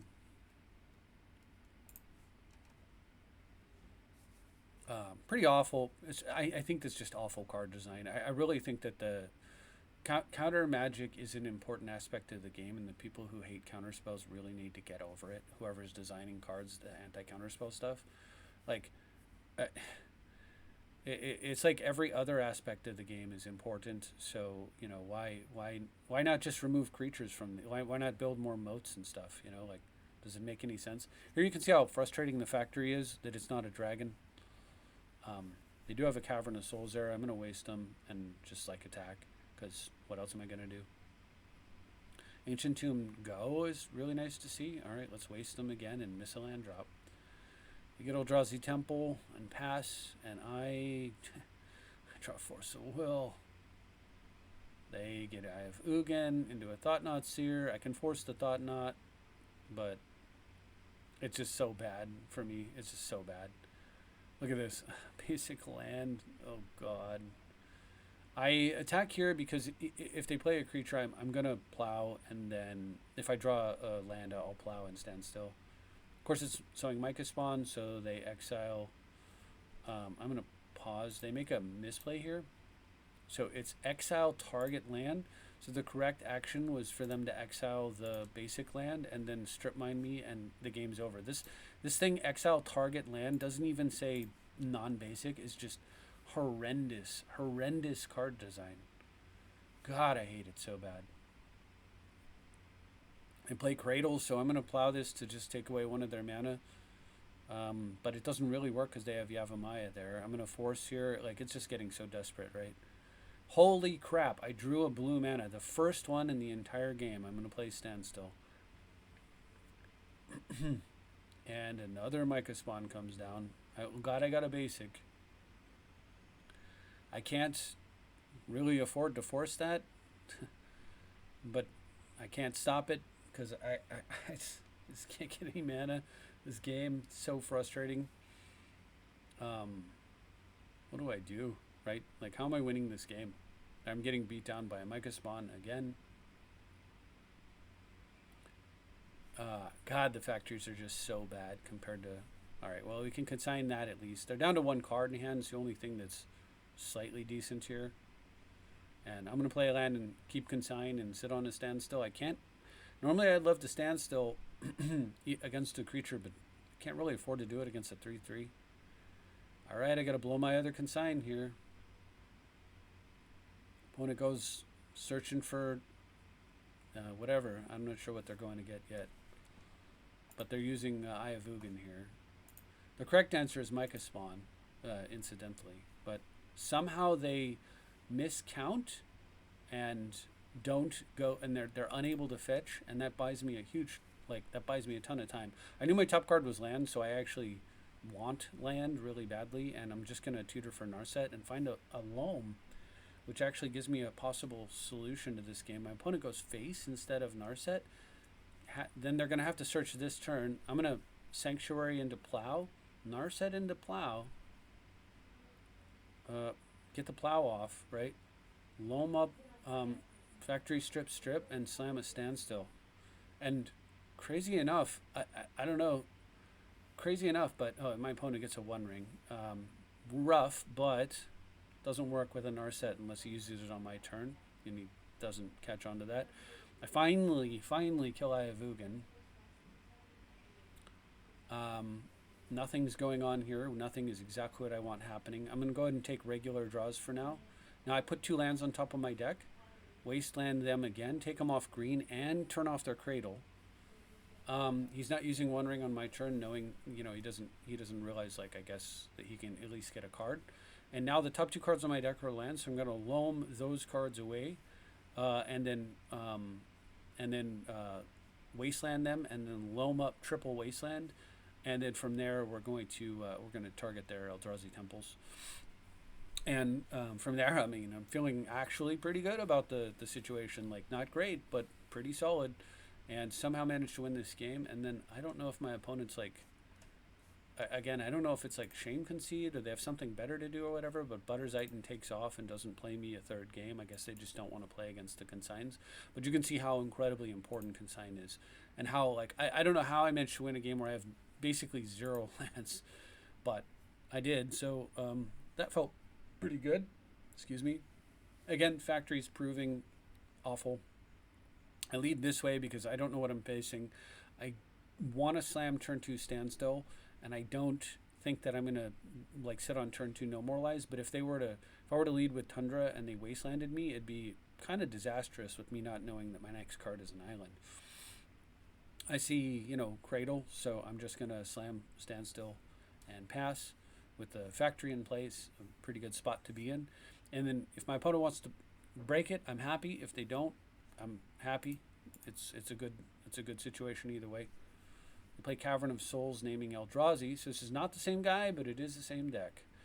This deck is very popular. Let's see if we can speed things along here. Can we get the next turn here?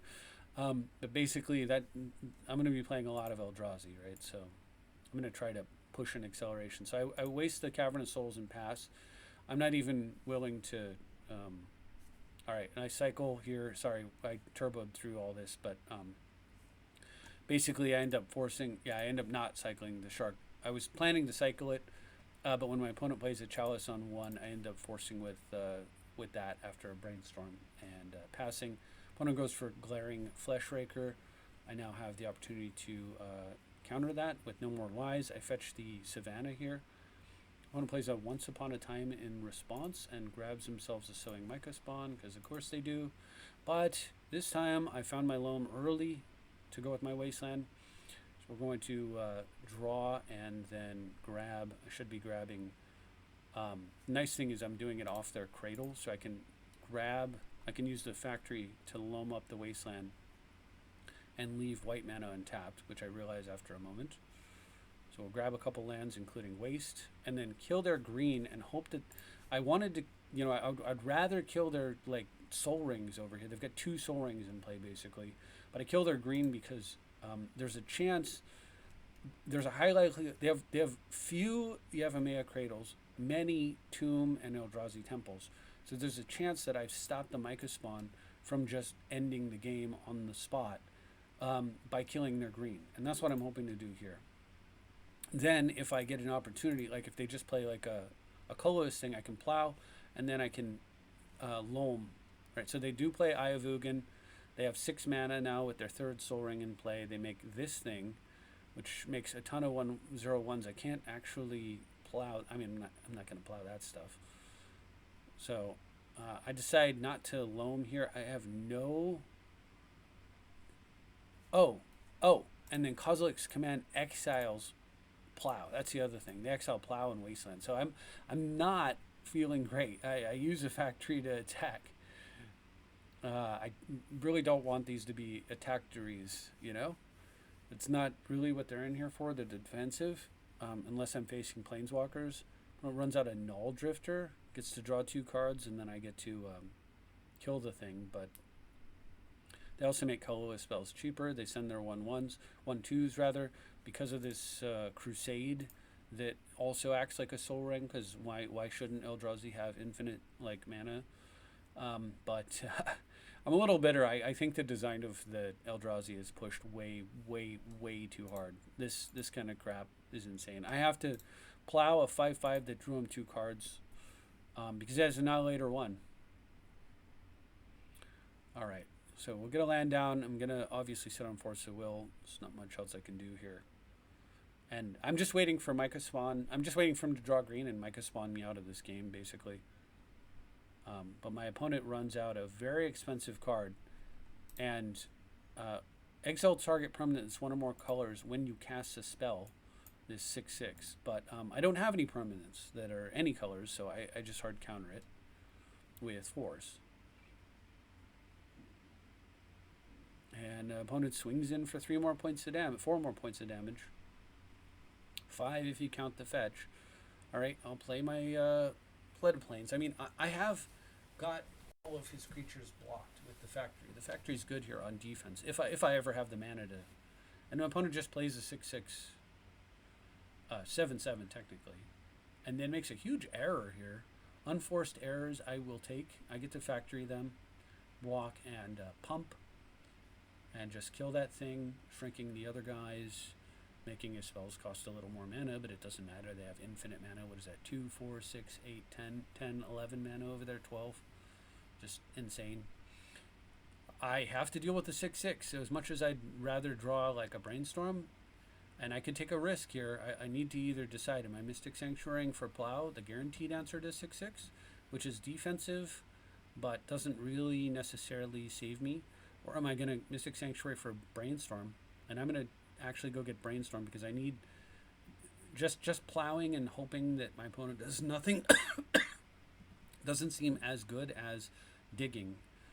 So I end up digging into a Teferi, which will take care of the 6/6 for now, and will also draw me a card, of course. I did play a land there in advance, and that's a bit of a misplay. I should wasteland their Eye of Ugin as soon as possible here. Opponent plays another land, killing their city, floating some mana first, and then runs out again their 6/6. And they get to exile Teferi because that's what it does, because, you know, Eldrazi, I don't know. And then for some reason, my opponent looks at the board and decides to concede. Now, if I had a factory last turn, if I played factory last turn, theoretically I could block and kill their 6/6 with 2 factories, right? But pretty bad here.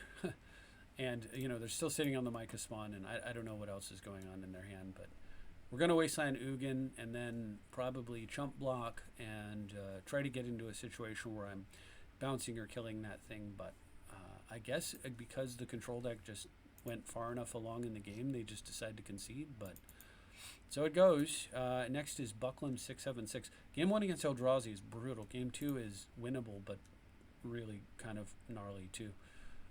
But better. Okay, here I've got. This is a good curve, you know, plow into lies. So I'm going to go ahead and do this. As you can see, we're still running the factories. I can't believe that they were in the deck for this long, but happier with them gone. If you notice, they've been barely relevant. I don't know what my opponent's playing, so I'm going to play a Tamiyo here. If they kill it, they kill it, and I'll follow up with a Narset. But because I can curve Tamiyo into plow, I like this situation. Instead they play an Ajani. I'm going to just get that off the board immediately. They get a Cat Warrior. And yeah, I'm okay with this. All right, so we'll get the Tamio down. Hey, the dragon. So I play the factory because they have a cat warrior, and in a turn I can make a 3/3 blocker. And the question is whether or not I should Narset here, and the answer I think the answer pretty easily is no. We want to know more lies and whatever their play is for the turn, because I'm doing fine on the board, and when you're doing fine, you just want to keep doing fine, and the way to keep doing fine is to sit on a counter spell, not tap out aggressively. All right, so I get to counter a goblin. Forgot what that thing is. Sorry, Fable of the Mirror Breaker. All right, we're going to make another clue token and then flip Tamio with a Brainstorm. And do that during main phase so that I can also plus Tamio. All right, we'll set the dragon down for a minute. And go ahead and stand still. Now I know the dragon's on top. I've got Force of Will ready to go.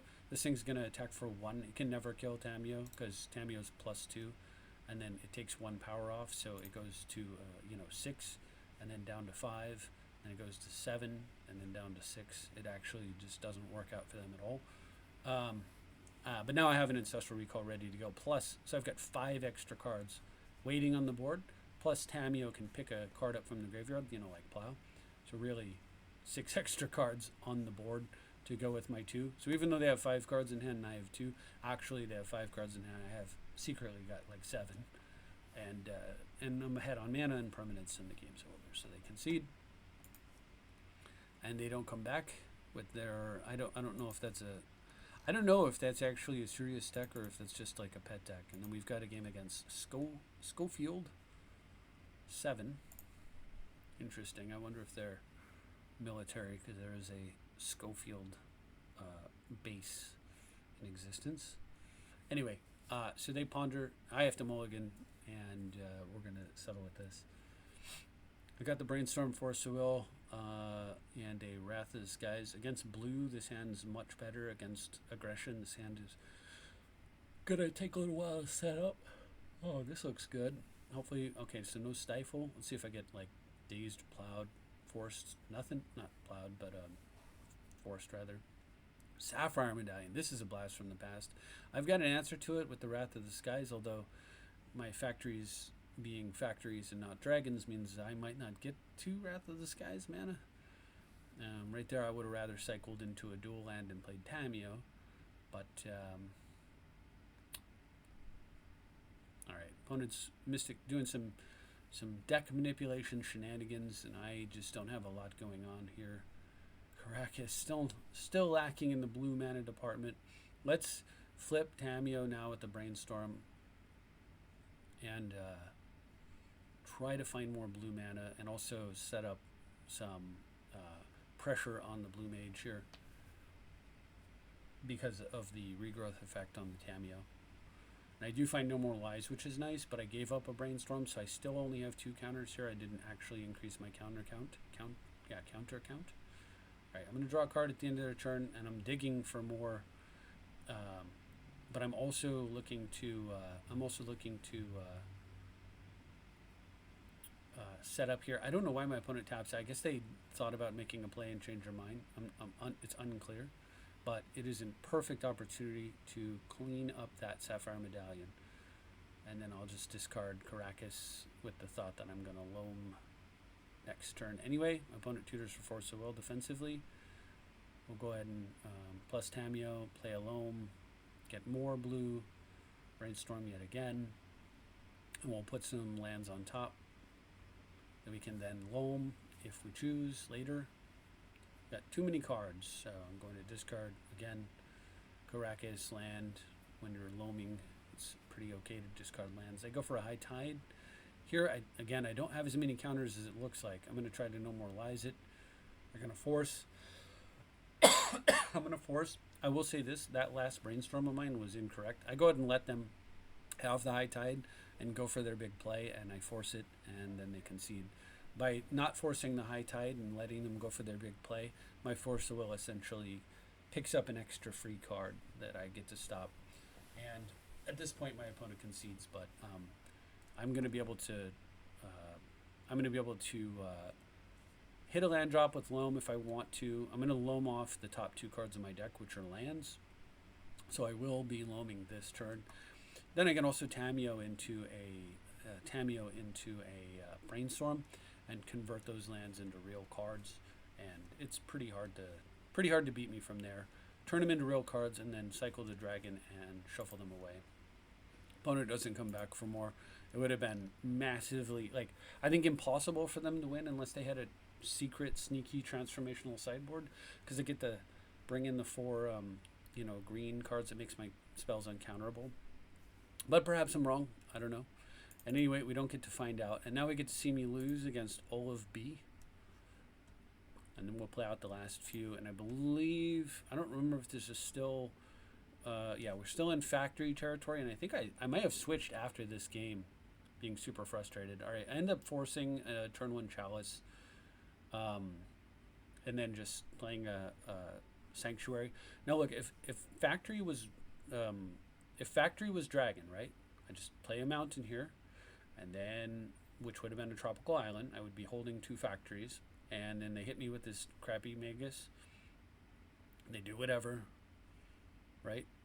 Okay, and then I cycle, I grab my basic planes, I play my basic planes, and then we're good to go, right? Back in the game, I can plow their Magus of the Moon, I can just deal with whatever else is going on over there. Like, they have very few threats actually in play. But instead, I can't play Magic at all, and I just die. We go to game 2, which is, good. I mean, that's their game plan. That's their deck's game plan. I have to mulligan here. I'm going first. This is pretty strong going first. Try to get the basic land here. So I've got the blue blast in. So I could have a pretty good game here, but my opponent does what they often do. So to get first one, shut down my blue blasts, as well as plows, brainstorm, and so forth. All right, I'm going to go ahead and grab a basic plains, slam a standstill. Doesn't get red blasted, which is really nice. Of course, that would have been countered by a chalice anyway. So Fable here is going to draw me 3 cards, and we're going to flip Tamiyo. I let it happen because I've got Tamiyo in play. I'm going to go ahead and wasteland that. And I also have, more importantly, Wrath of the Skies in hand. And I can Wrath of the Skies to kill the Chalice, Fable, token, all that nonsense.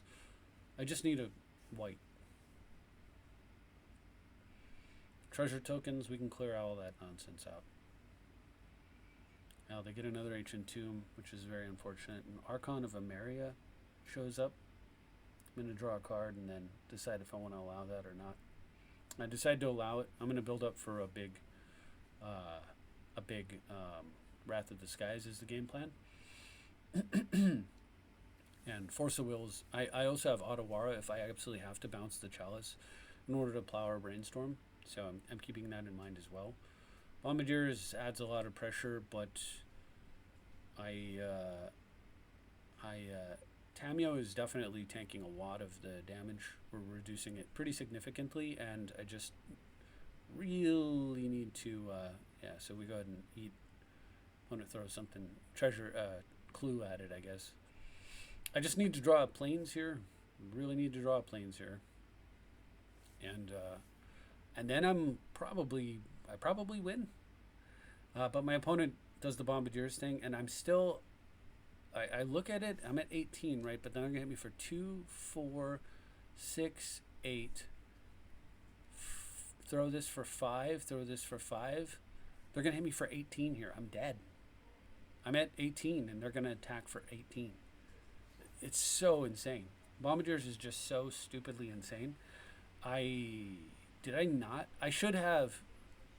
Oh, it was Cavern of Souls that killed me. That's what it was. I was holding the Force, and I got Cavern of Souls out of the game. So if I could have forced that thing, the rest of this stuff doesn't matter that much, and I can Wrath of the Skies. But of course, I'm missing white. And once again, while I don't have the dragons in here, I'm sitting here thinking as I'm playing this game, like how frustrating it is.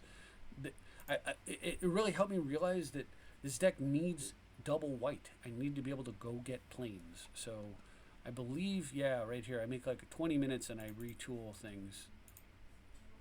And we get a rocky win, and then, but we get a win. We go back to winning again, that's what I like. At first I started with adding tithe. I retool again shortly after. Tithe, of course, pretty good against this kind of a start. Oh, well, there's a Tamiyo. It's a little bit better when you're holding a Brainstorm. Opponent dazes into it. Okay, fair enough. I'm not going to fight over it. It's really mainly there. Like, it's too risky. The Tamiyo is with the Tamiyo is too risky against a deck that can probably bolt it anyway. Alright, so we've got the top of the deck set up. So we'll go ahead and move cards around. And then, hey, there's Dragon. Very nice. Very nice to see. I got rid of the tithe, realizing that I'd probably better off just loaming anyway. So I start that up. My opponent dazes. I'm not going to force that. I'm not sure what the plan is with the daze on loam, of all things, but I'm okay with it. Alright, I'm going to loam off the top two cards, which include the dragon, and then play a land from my hand and play the flip dragon. Opponent charts a course and discards. Time to start beating them down. Dragon loam is also another reason for loam being so good in this deck. Now that my opponent's under pressure, let's add to it. We'll get to fairy. Opponent goes for force. I am going to force to protect this. That then shuts off all their counter magic. And I plus to fairy, which means that I can loam at the end of their turn or in response to something like a graveyard removal if I need to. They go for a Murktide here, which is quite good, but not as good against an active Teferi with 5 counters. I'm going to go ahead and do the loam thing. Alright, so I'll play the fetch into Mystic Sanctuary, bounce their dragon, draw the No More Lies that I put on top, loam, and smash. Since I have to loam main phase, I might as well do it now. I can't do it at the end of their turn without a plussing Teferi. They bolt Teferi. I'm not going to fight over it because they're down to 4 cards. I've got 3. They're going to go for their Murktide. That's the card I'm going to fight over. They plow to protect it. It does resolve. But I do have plow, but I rip dragon. Yeah, plowing that off the board, smashing for 4. I can now hardcast dragon if I want to, and that is the correct play. So I go get a basic land. And we now have 9 points of damage in play against somebody at 9. Needs a blocker that can stop this. And of course, if the dragon dies, I can just play it again flipped. I can sneak it into play, and then my opponent loses. Game 2, I lose somehow. We'll see how. So you can see the power of the dragon there, doing what it does. I think I remember how I lose this game, but I'm not 100% on it. Alright, so I've got a good start here. I'm not sure, I probably should have led with Flooded Plain, but I've got to Brainstorm, so I don't really want to use my fetch if I can help it. Although with Dragon and everything else in this deck, it's fairly safe to sacrifice like an early flooded strand in order to Brainstorm if you need to. Alright, that's even better. It's a better situation for me by far. Okay, so far we're just playing a little draw go, and since I'm mostly okay with it here, so I'm just going to wait it out. And I don't know how I lose this game because I'm really in a good position here, right? This is exactly the way that, like, I should have brainstormed in response there. So I do brainstorm in response to chart, of course, but opponent dazes, I fetch, pay for the daze. Yeah, I have no idea how I lose this game here. Sitting pretty good here. I'm gonna waste them and hit my land drop and call it good. Opponent's pondering. I'm letting it go. I'm sitting on Brainstorm. I don't have a way to shuffle yet. I don't necessarily need to change my hand. And I also, well, I also it's a blue card for force. I kind of learned my lesson from the other one. Harsh Mentor is totally fine. That's something I can deal with multiple ways. Go and just get that off the board. Okay, another blue blast. It's getting a little like it's a good situation that I'm in, but it's not a great situation I'm in because I really need like a way to shuffle to go with my brainstorm. All right, so I'm just going to Mystic Sanctuary the plow back onto the top of the deck. Pass for the turn. Let's see what their top card is. It is transformed by Pyroblast, so I'm going to brainstorm and just get this gone now. I go for Force of Will and I force back. And win the Force of Will battle. That's what happened. Yeah, I fought over the wrong thing. They slam a Murktide and I know they're holding Pyroblast, so what am I supposed to do here? What I was supposed to do was just not fight over, like not force a will back when they forced. That should have been good enough, and I should have just let them, I should have sat on double force against whatever was coming and not let them kill me with a freaking dragon. And basically what's going to happen here is I'm going to die to that thing because I fought over the wrong thing. And I have 4 dragons in my, I mean, they're killing me with a Murktide, but I have 4 dragons in my deck. I don't need to worry about a Delver. That's going to take forever. It's going to take like 6 turns to kill me or 7 turns to kill me. Instead, I lose in 3 against that thing. Oops. Lesson learned. We move back to the game. I actually knew better, too. I think I was being, honestly, a little bit arrogant that game. Just assuming that my deck would provide whatever I needed to deal with that. And that assumption makes no sense at all. We shouldn't be playing that way. Opponent leads off with a turn 1 Delver. Hopefully they don't have Daze here because this is an excellent setup for me if they don't. And they don't seem to, so let's go for it. Slam the Standstill right now. And I've got Force of Will. With No More Lies, I'm feeling real good. Opponent just breaks it right away with a Delver. Cool. And having learned my lesson last game, I'm not going to like force the Delver. I'm not going to do that. Instead, I'm going to Uro and draw a card, sneak a land into play, and then use the opportunity to get a Tamiyo down. Pass for the turn. Delver does not flip, which is awesome. Opponent bolts the Tamiyo. I'm not fighting over that. Goes for another Delver, and I do have to force that. 6 damage per turn is too much. Then my opponent just fails to attack me for 1 with their Delver. I play Teferi and decide not to stand still because what I'm going to do is No More Lies their next play and then stand still with a No More Lies backup. And they can't counter back here, so they get a DRC, a Dragon Rage Channeler down. So I'm going to plus and pick up some lands and pass for the turn instead of slamming Standstill because I'd like to, we're going to No More Lies the Delver here. And lucky for me, DRC still isn't flipped because No More Lies has been exiling cards, so they don't have the, it doesn't flip, sorry, it's not a 4/4 because it's been exiling cards. I'm not going to loam, I just plus up to Fairy. And then 1, 2, 3, 4, boop. We're going to just sneak a Uro back into play. And use Mystic Sanctuary to grab a plow in response to the draw. Draw a card from Uro. And now I'm sitting on plow. Plus Standstill. And I'm pretty sure this game's over. My opponent can't do anything in response to any of that because at Teferi, normally I would have played that a little differently, but we'll draw some cards here. Sure, you can chart a course to your next opponent pretty much. All right, I'm going to loam. I loam into Dragon.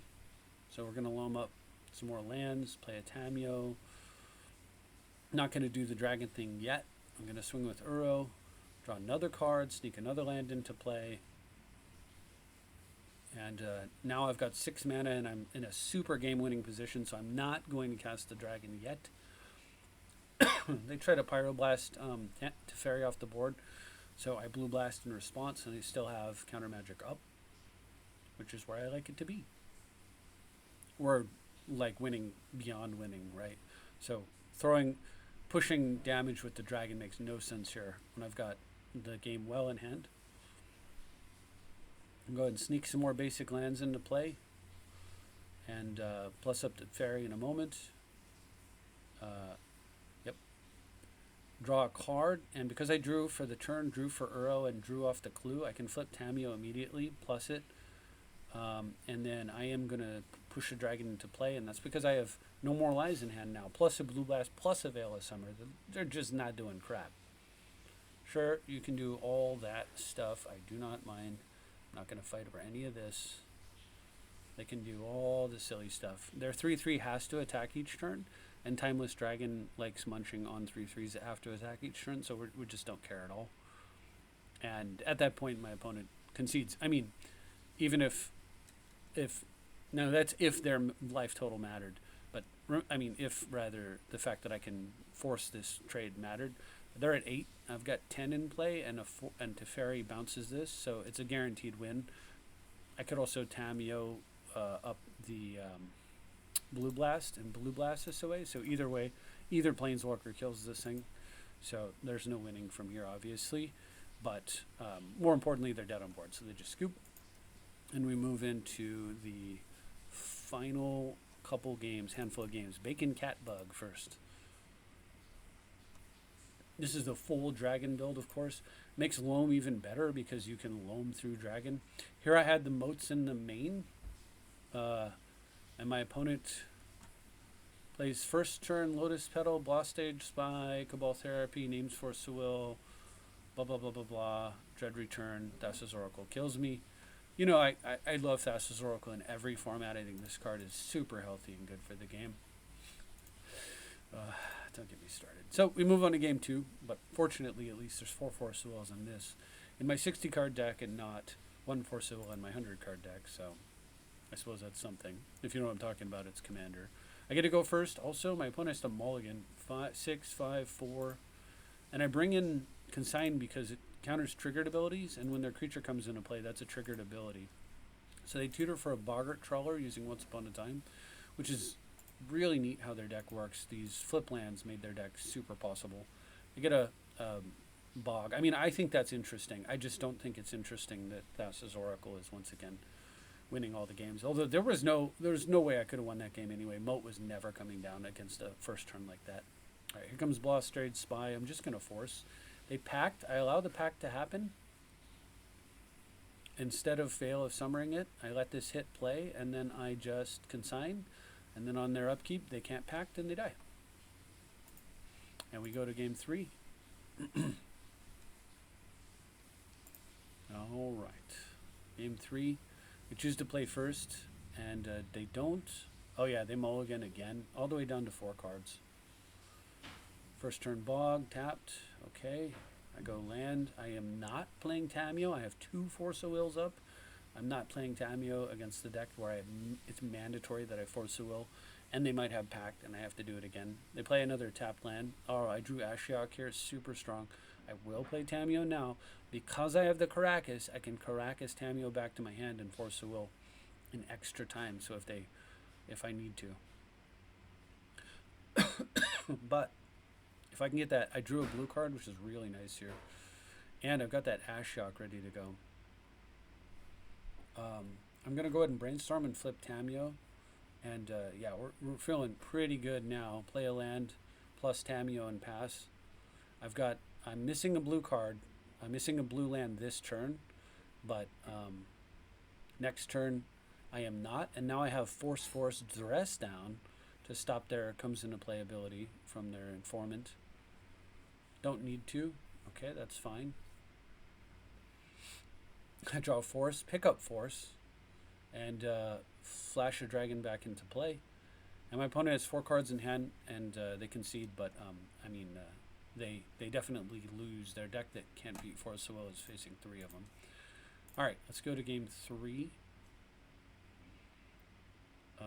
Oh no, that was game 3. Sorry, and that's it. That's the end of the game. This is their deck dies to Force of Will deck, and now we play Watatao.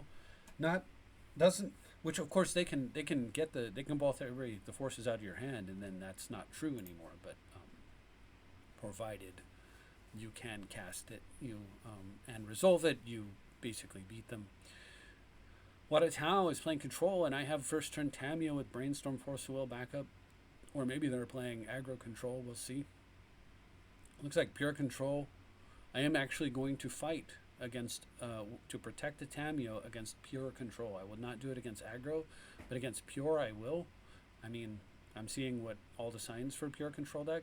This is a great opportunity to slam Standstill. And then they force back. So they were very disciplined about protecting from the Tamiyo, and then they get a Narset down. And I'm not feeling as clever as I was just a moment ago. I do, however, get to draw 2 cards per turn thanks to clue tokens. By the way, the 2 cards my opponent Narsetted for were Prismatic Ending and a Ponder. So they're going to kill the Tamiyo here. I'm going to draw, and yeah, it's going to die. And I'm not even able to draw 2 cards per turn. I am able to do it once more. Yeah, trying different things. I was dinking around with main deck Ashiok. You can see like some of the card changes that just have moved their way into the sideboard. But I'm sitting on a No More Lies, and my opponent's done with the Narset. They're missing land drops. I'm hitting them. Let's try a Standstill. They force here. I'm okay with that. Because that means that if they don't make a play here that's meaningful, I can, so they ponder. I can No More Lies their next play, and it's unlikely they'll have a force to push it through.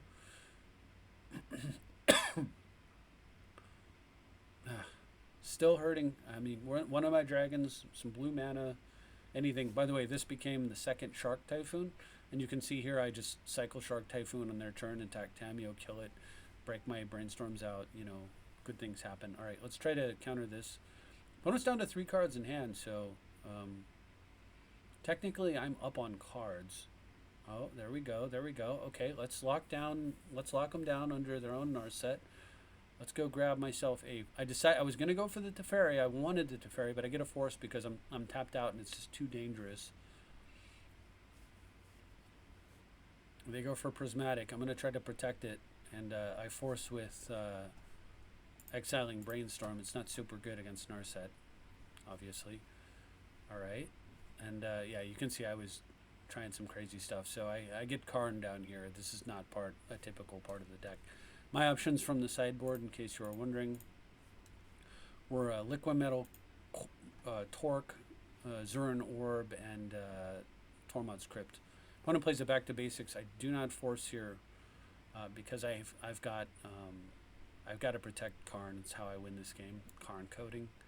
We'll make that an artifact. We will then kill the artifact by making it a creature with no. It's a 0/0. They play another Narset, fine, whatever. Narset finds them a Teferi. Sure, your Narsets and Teferis all the way down, I guess. All right, let's kill your Plains, because Plains is how they're going to get this out of this lock. Going to force Teferi. It sticks, and they concede. They're not going to have. I mean, I'm going to keep killing mana. And if I want to, I can torque the back to the B2B, Karn to make it a creature, and then plow the thing. But I was actually thinking I would eventually get to the point where I could cast one of these. Anyway, my opponent concedes, and we move on to the next game. Sorry, this isn't like a perfect replica of the deck yet. It's taken so long, but you can see the evolution as we move forward in time of how the deck is improved and reached the current version. You can see where the shortfalls of having certain cards that belong in the sideboard how it ends up impacting the deck when they're in the main against matches where they're inappropriate, right? It's just really not great. So I'm using Flooded Strands here where I would normally want to protect them, but I'm doing that because I'm a little bit concerned about their B2B. So I want to just like try to get a lot of basics in play. It does mean that it's harder for me to get Uro on board, but I stick a Standstill here, which is huge. And now I have Tundra go, and I get to play draw go with a Standstill in play if they don't break it. And I'm super happy with that. And they don't. And I think at this point it's time to go get a Savannah because I want to get that second green for Uro. Oh, okay, but I choose to get a basic land. I choose to get a basic land because, again, worried about back to basics. I mean, it's not a crazy idea. I do get the drop in play, though. Opponent misses a land drop. I don't make a dragon because I'm sitting on No More Lies. So if I make a dragon, they slam to fairy. It gets kind of ugly. All right, so they go for Snapcaster. I'm just gonna counter that thing. I probably should have dressed it down, perhaps, but I'm holding another Standstill, and I'd really like to play it again, play another one. So, all right, we get a Wasteland here. Not going to do anything with it. I just go for Standstill. They brainstorm in response. I'm expecting this to be countered. Brainstorm in response. It's not looking like they're going to counter. I actually was really hoping they would. Okay, they finally Pyroblast. I Veil of Summer and draw a card since they brainstormed, and then Pyroblast cannot counter Standstill, so down it comes. That's the trick I was talking about during the deck tech. Veil of Summer anti-counter tech on Veil of Summer applies to anything that might counter. All right, time for the dragon to come out underneath the Standstill. I have 6 cards in hand, so they can force me to discard a bit here, but we'll go ahead and dress down in response to their Snapcaster and discard a couple of dragons. How about that? Opponent exiles my dragon for their turn. They have a 2/1 with no abilities in play, threatening me. And they don't even bother to attack. It's kind of funny. All right, I've got a Teferi, so let's go Teferi. Great. Plus that up. Play a Tamiyo to block Snapcaster. And of course I have Plow and pass. Still not playing my Uro. Still concerned that I might have to actually force a will with it. And unsure, exactly what's going to happen. So they go for Narset. I let the Narset happen. They Narset into a Plow. And Plow the Tamiyo. That's fine.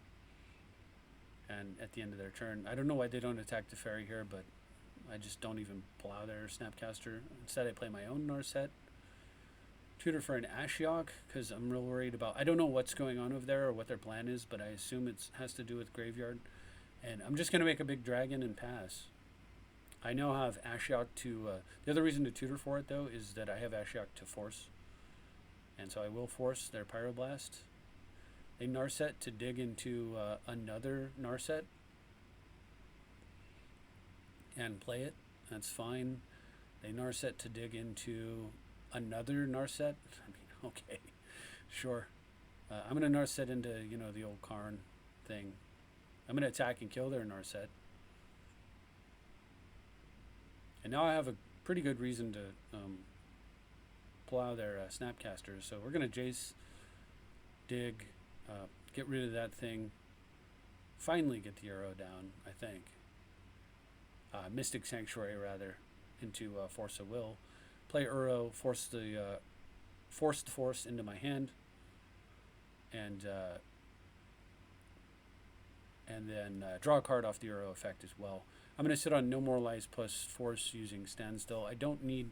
Sure, it'd be great to play Standstill, but I need to win. Like, if we have a counter war, I need to win that counter war and, protect the triple Planeswalkers. It's pretty hard for them to have a counter war with the Teferi, but it's possible they do something like Red Blast this, and I'm like, well, I can't No More Lies that, so I force it here. They fetch, Red Blast this, and like, crap. Play their land for the turn, and then they cast... the one that's red, white, X, and they put a bunch of dorks into play, and they attack Narset and Jace and kill it. That's where No More Lies would come into play to stop that from happening, and then I can, finish winning the game. So playing Standstill here does not make sense to me, and at any rate, I win that game pretty handily. Finally, there's that match, rather. Finally, there's K-Tact, and... K-Tact here is playing what? And this is the final form, right? I've achieved my final form. First turn Delver. So tempo, blue-red. And Daze is my Tamiyo, which is very unfortunate as well. Oh, I remember how I lose this game. I make a calculation that backfires on me. They play a second Delver, but they didn't flip the first one. So I decide I'm going to Standstill thinking that I'm going to get him with Shark Typhoon. Double Delver flip on this turn. If the Delvers didn't flip this turn, revealing Brainstorm, This would have been worked out fine, but because the Delvers did flip, it's not going to work out because both Delvers flipped, right? Like, I'm going to take 6 here. I'm going to take 6 here. If I was at, I would be at 4. I'd be at 11 if they didn't flip last turn and they flipped this turn. So instead, I'm at 7, and I have a fetch, which is going to take me to 6 and dead, which means I have to cycle the Shark Typhoon. So the idea was, well, they stifle, which is really interesting. I actually have a way to possibly win the game now. They force back, I force. I actually get the shark and block and go to 1. And then they play a DRC. Okay, well, I'm not dead. Brainstorm, ooh, that's real nice. Let's do that. Blow up their board. And waste their red. Am I going to win this game? I forced with my... But the problem... the main thing that's really painful is I had to force with my Uro. So this is where I'd want to be Uroing quite badly, but, you know, cannot. I can't fetch. Okay. I could try to waste that and then waste again, but it doesn't make a ton of sense to do it. So the reason I'm loaming is, I mean, they could have wasted back there, but they chose not to, is that I'm trying, it digs me more cards deep to try to hit a dragon, right? And if I flip a dragon into the graveyard, but I decide to stop and go for a top deck because I could also find like a Brainstorm, a Standstill, a Tamiyo in this case. I could draw a dragon. There's probably more ways to win by not loaming. Caracas there shows up. All right, we're going to swing in. Flip Tamiyo. Draw a card immediately. Play a Caracas. And this turn, what I can do is, so my opponent plays a dress down. Because this turn what I can do is I can Mystic Sanctuary back, and then I can Mystic Sanctuary and then crack a clue and get myself a Force of Will. But unfortunately, they either had the bolt, well, they didn't have the bolt earlier, so they drew the bolt and they eventually drew the red land. The turn before I would have stabilized with the Force of Will potentially. Just a poorly played game by me. Ends up backfiring in my face, and I almost win anyway. So we move into game 2 after sideboarding. I'm obviously not bringing in moats. And I've got a double blue blast, and here I'm real glad that this is a dragon and not a freaking factory, right? Like, and another dragon. Yes, very happy to see these be dragons. As I said, not factories, looking way stronger right now. Opponent does not instantly waste my Savannah, which is interesting. I'm okay with it. It means they're probably weak on lands. I'm going to actually take a turn off from the whole...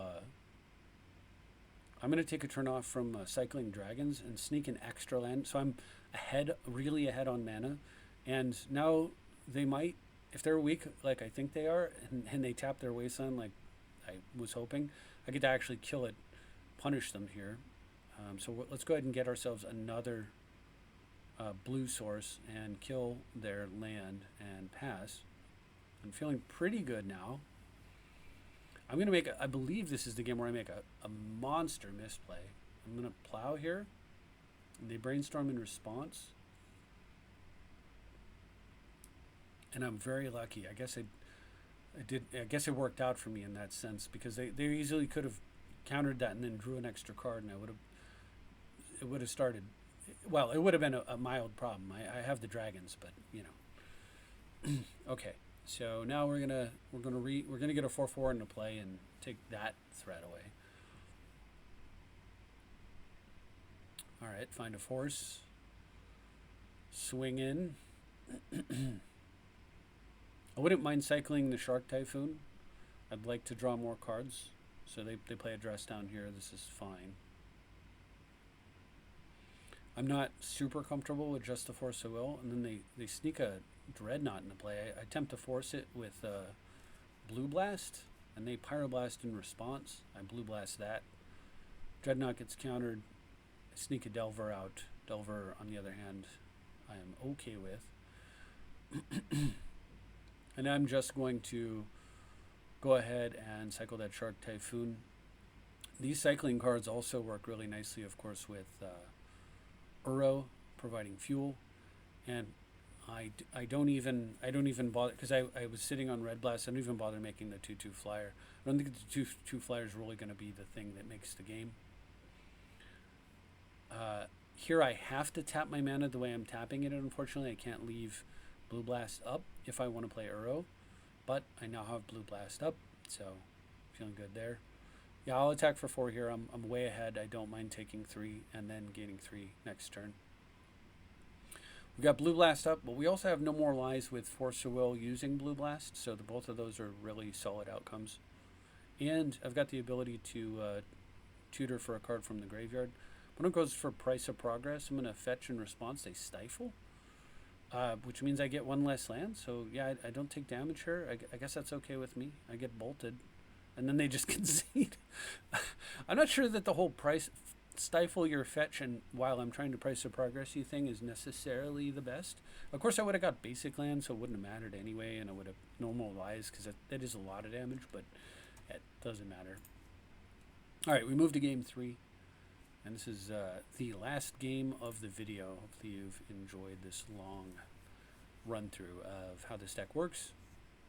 Opponent gets to lead off with Delver, and I've got double swords, which is looking pretty good, and Dragon, which is also looking really good.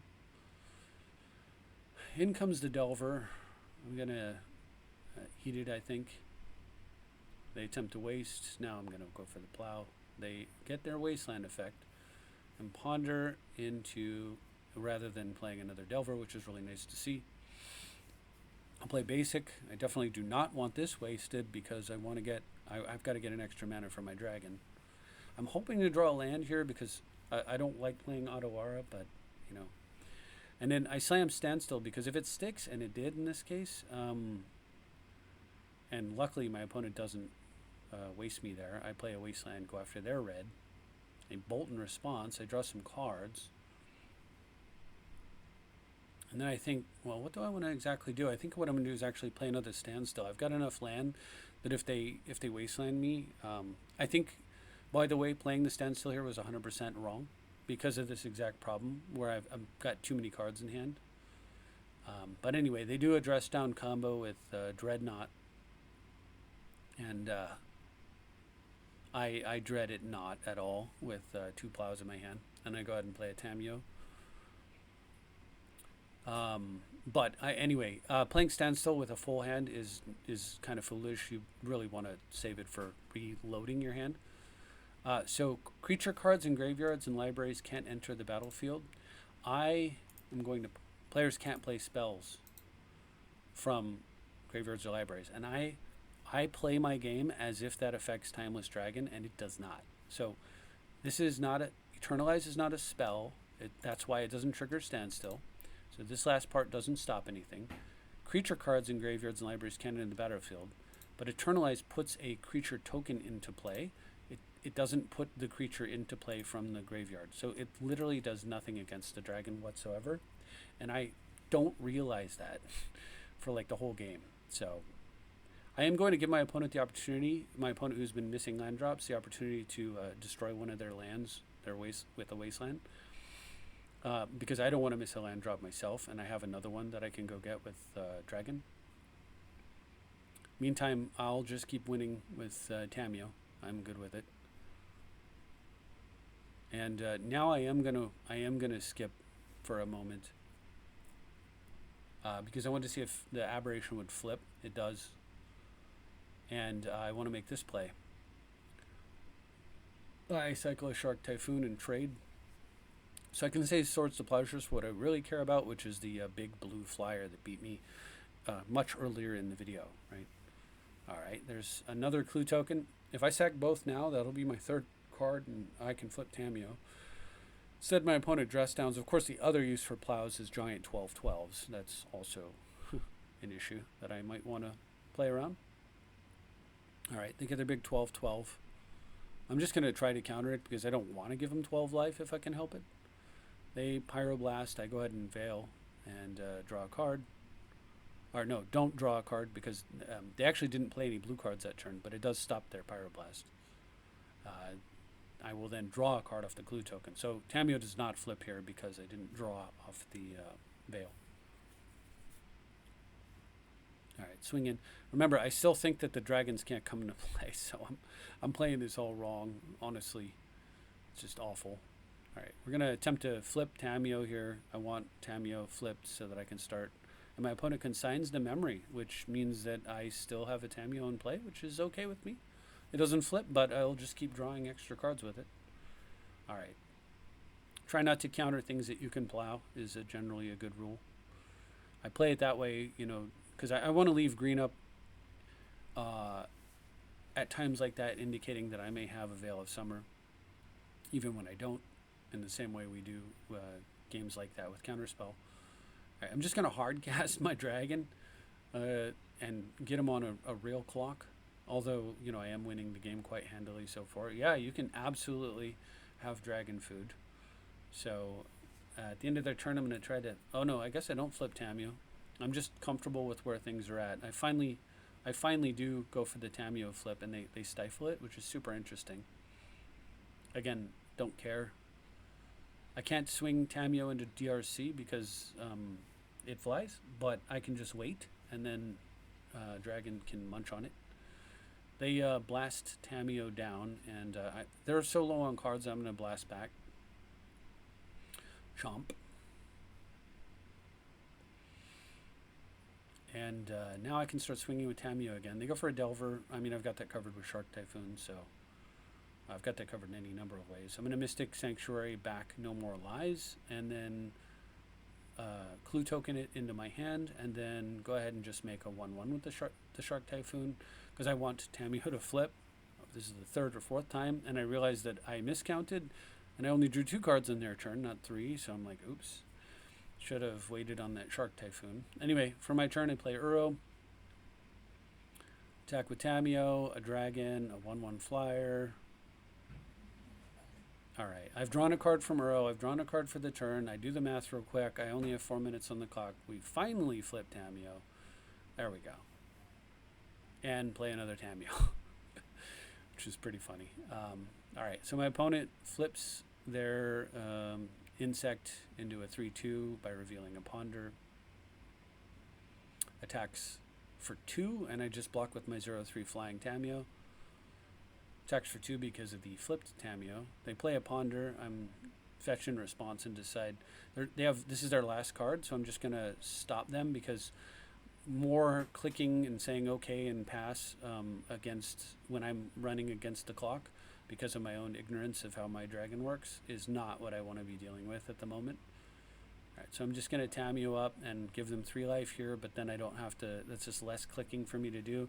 I'm sitting on 4 Force of Wills and a Veil of Summer, so I think I'm probably okay. Opponent does Ponder. I do let this happen, but, you know, I let it happen, but I felt like at that point, I'm going to draw a card with the clue. I'm just in a hurry at this point. I'm trying to play as quick as I can. All right, let's swing, play a land, and pass.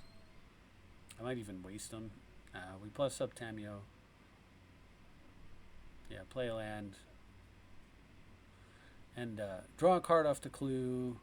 Wrath of the Skies. It does kill my shark and my other Tamiyo, but now I play my dragon. And the thing is, I didn't have to do any of that. I could have just put the stinking dragon into place. I kill a bunch of my stuff and waste a bunch more time on my clock to increase their clock. All right, but it doesn't matter because I have so much time to win. All right, we've got Tamiyo here, picks up No More Lies number 2. I go ahead and put a dragon into play, pass for the turn. I now have a pretty strong hand, I would say. What is that? Anyway, end of their turn, I fetch, and then on my turn I swing. I've got a minute on the clock. We're good. They try a Price of Progress. Of course, that's not going to resolve. I have none of that. And that is the game. And I get to close out that game with 3 dragons attacking my tempo opponent holding 4 Forces of Will, No More Lies, Veil of Summer, and Brainstorm. I would say a pretty decisive conclusion to a game that I misplayed, but yeah. So that is the full deck in action, as you got to see it with the cards that I tested in the main moved to the side so they're ready to go for what they're ready for. And you got to see me even lose a little bit, so you can see how the deck loses.